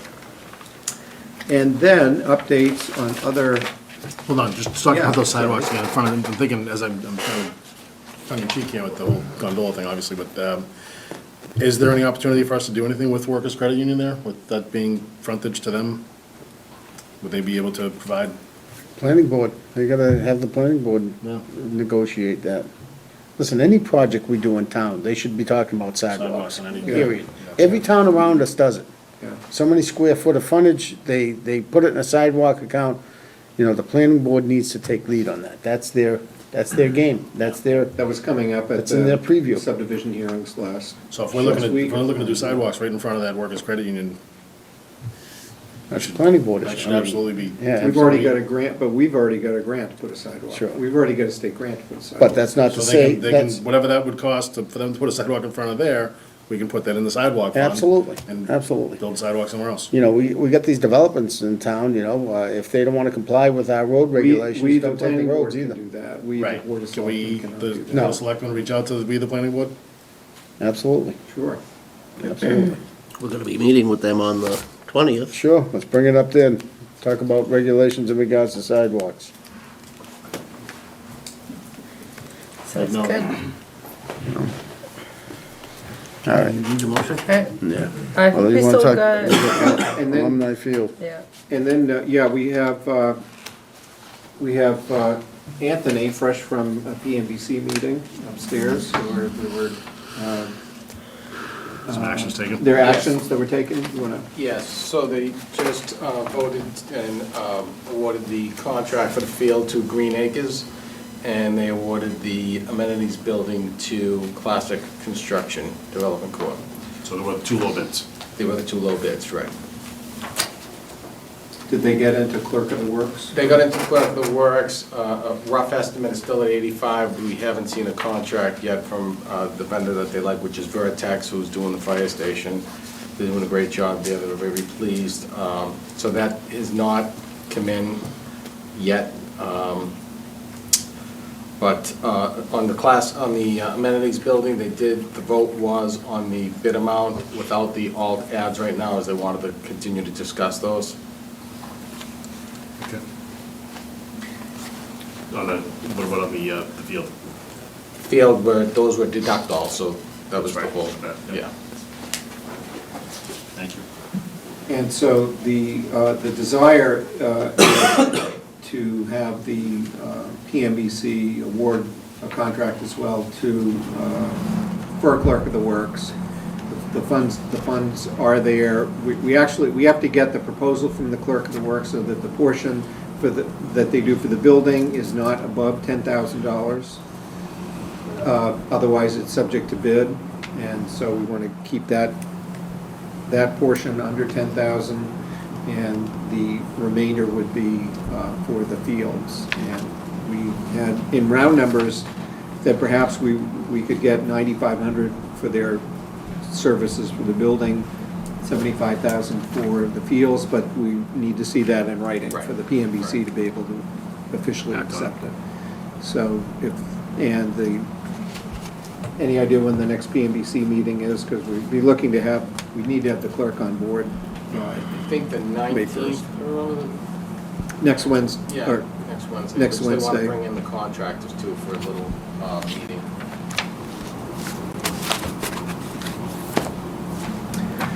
So anyway, so it's just by way of update, just so that you know that we're keeping on.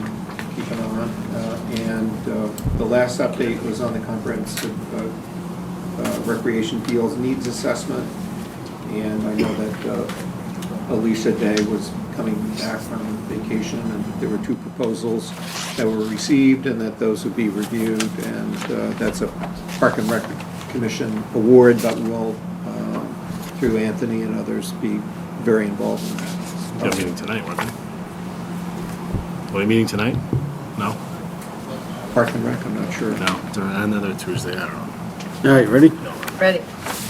I'll do the first one, then we'll do some wordsmithing on number 2. Number 1, move that the Board of Selectmen vote its intent to approve a year-end transfer of $30,000 from 194 unemployment expenses to 191 building/facilities expense, to increase from 20 to 50,000 the amount available for town buildings, space needs analysis, and to make a confirmatory vote pursuant to Mass General Law, Chapter 44, subsection 33B, on May 1st, 2017, within 2 months of the end of the fiscal year. Second. So moved and second. All those in favor say aye. Aye.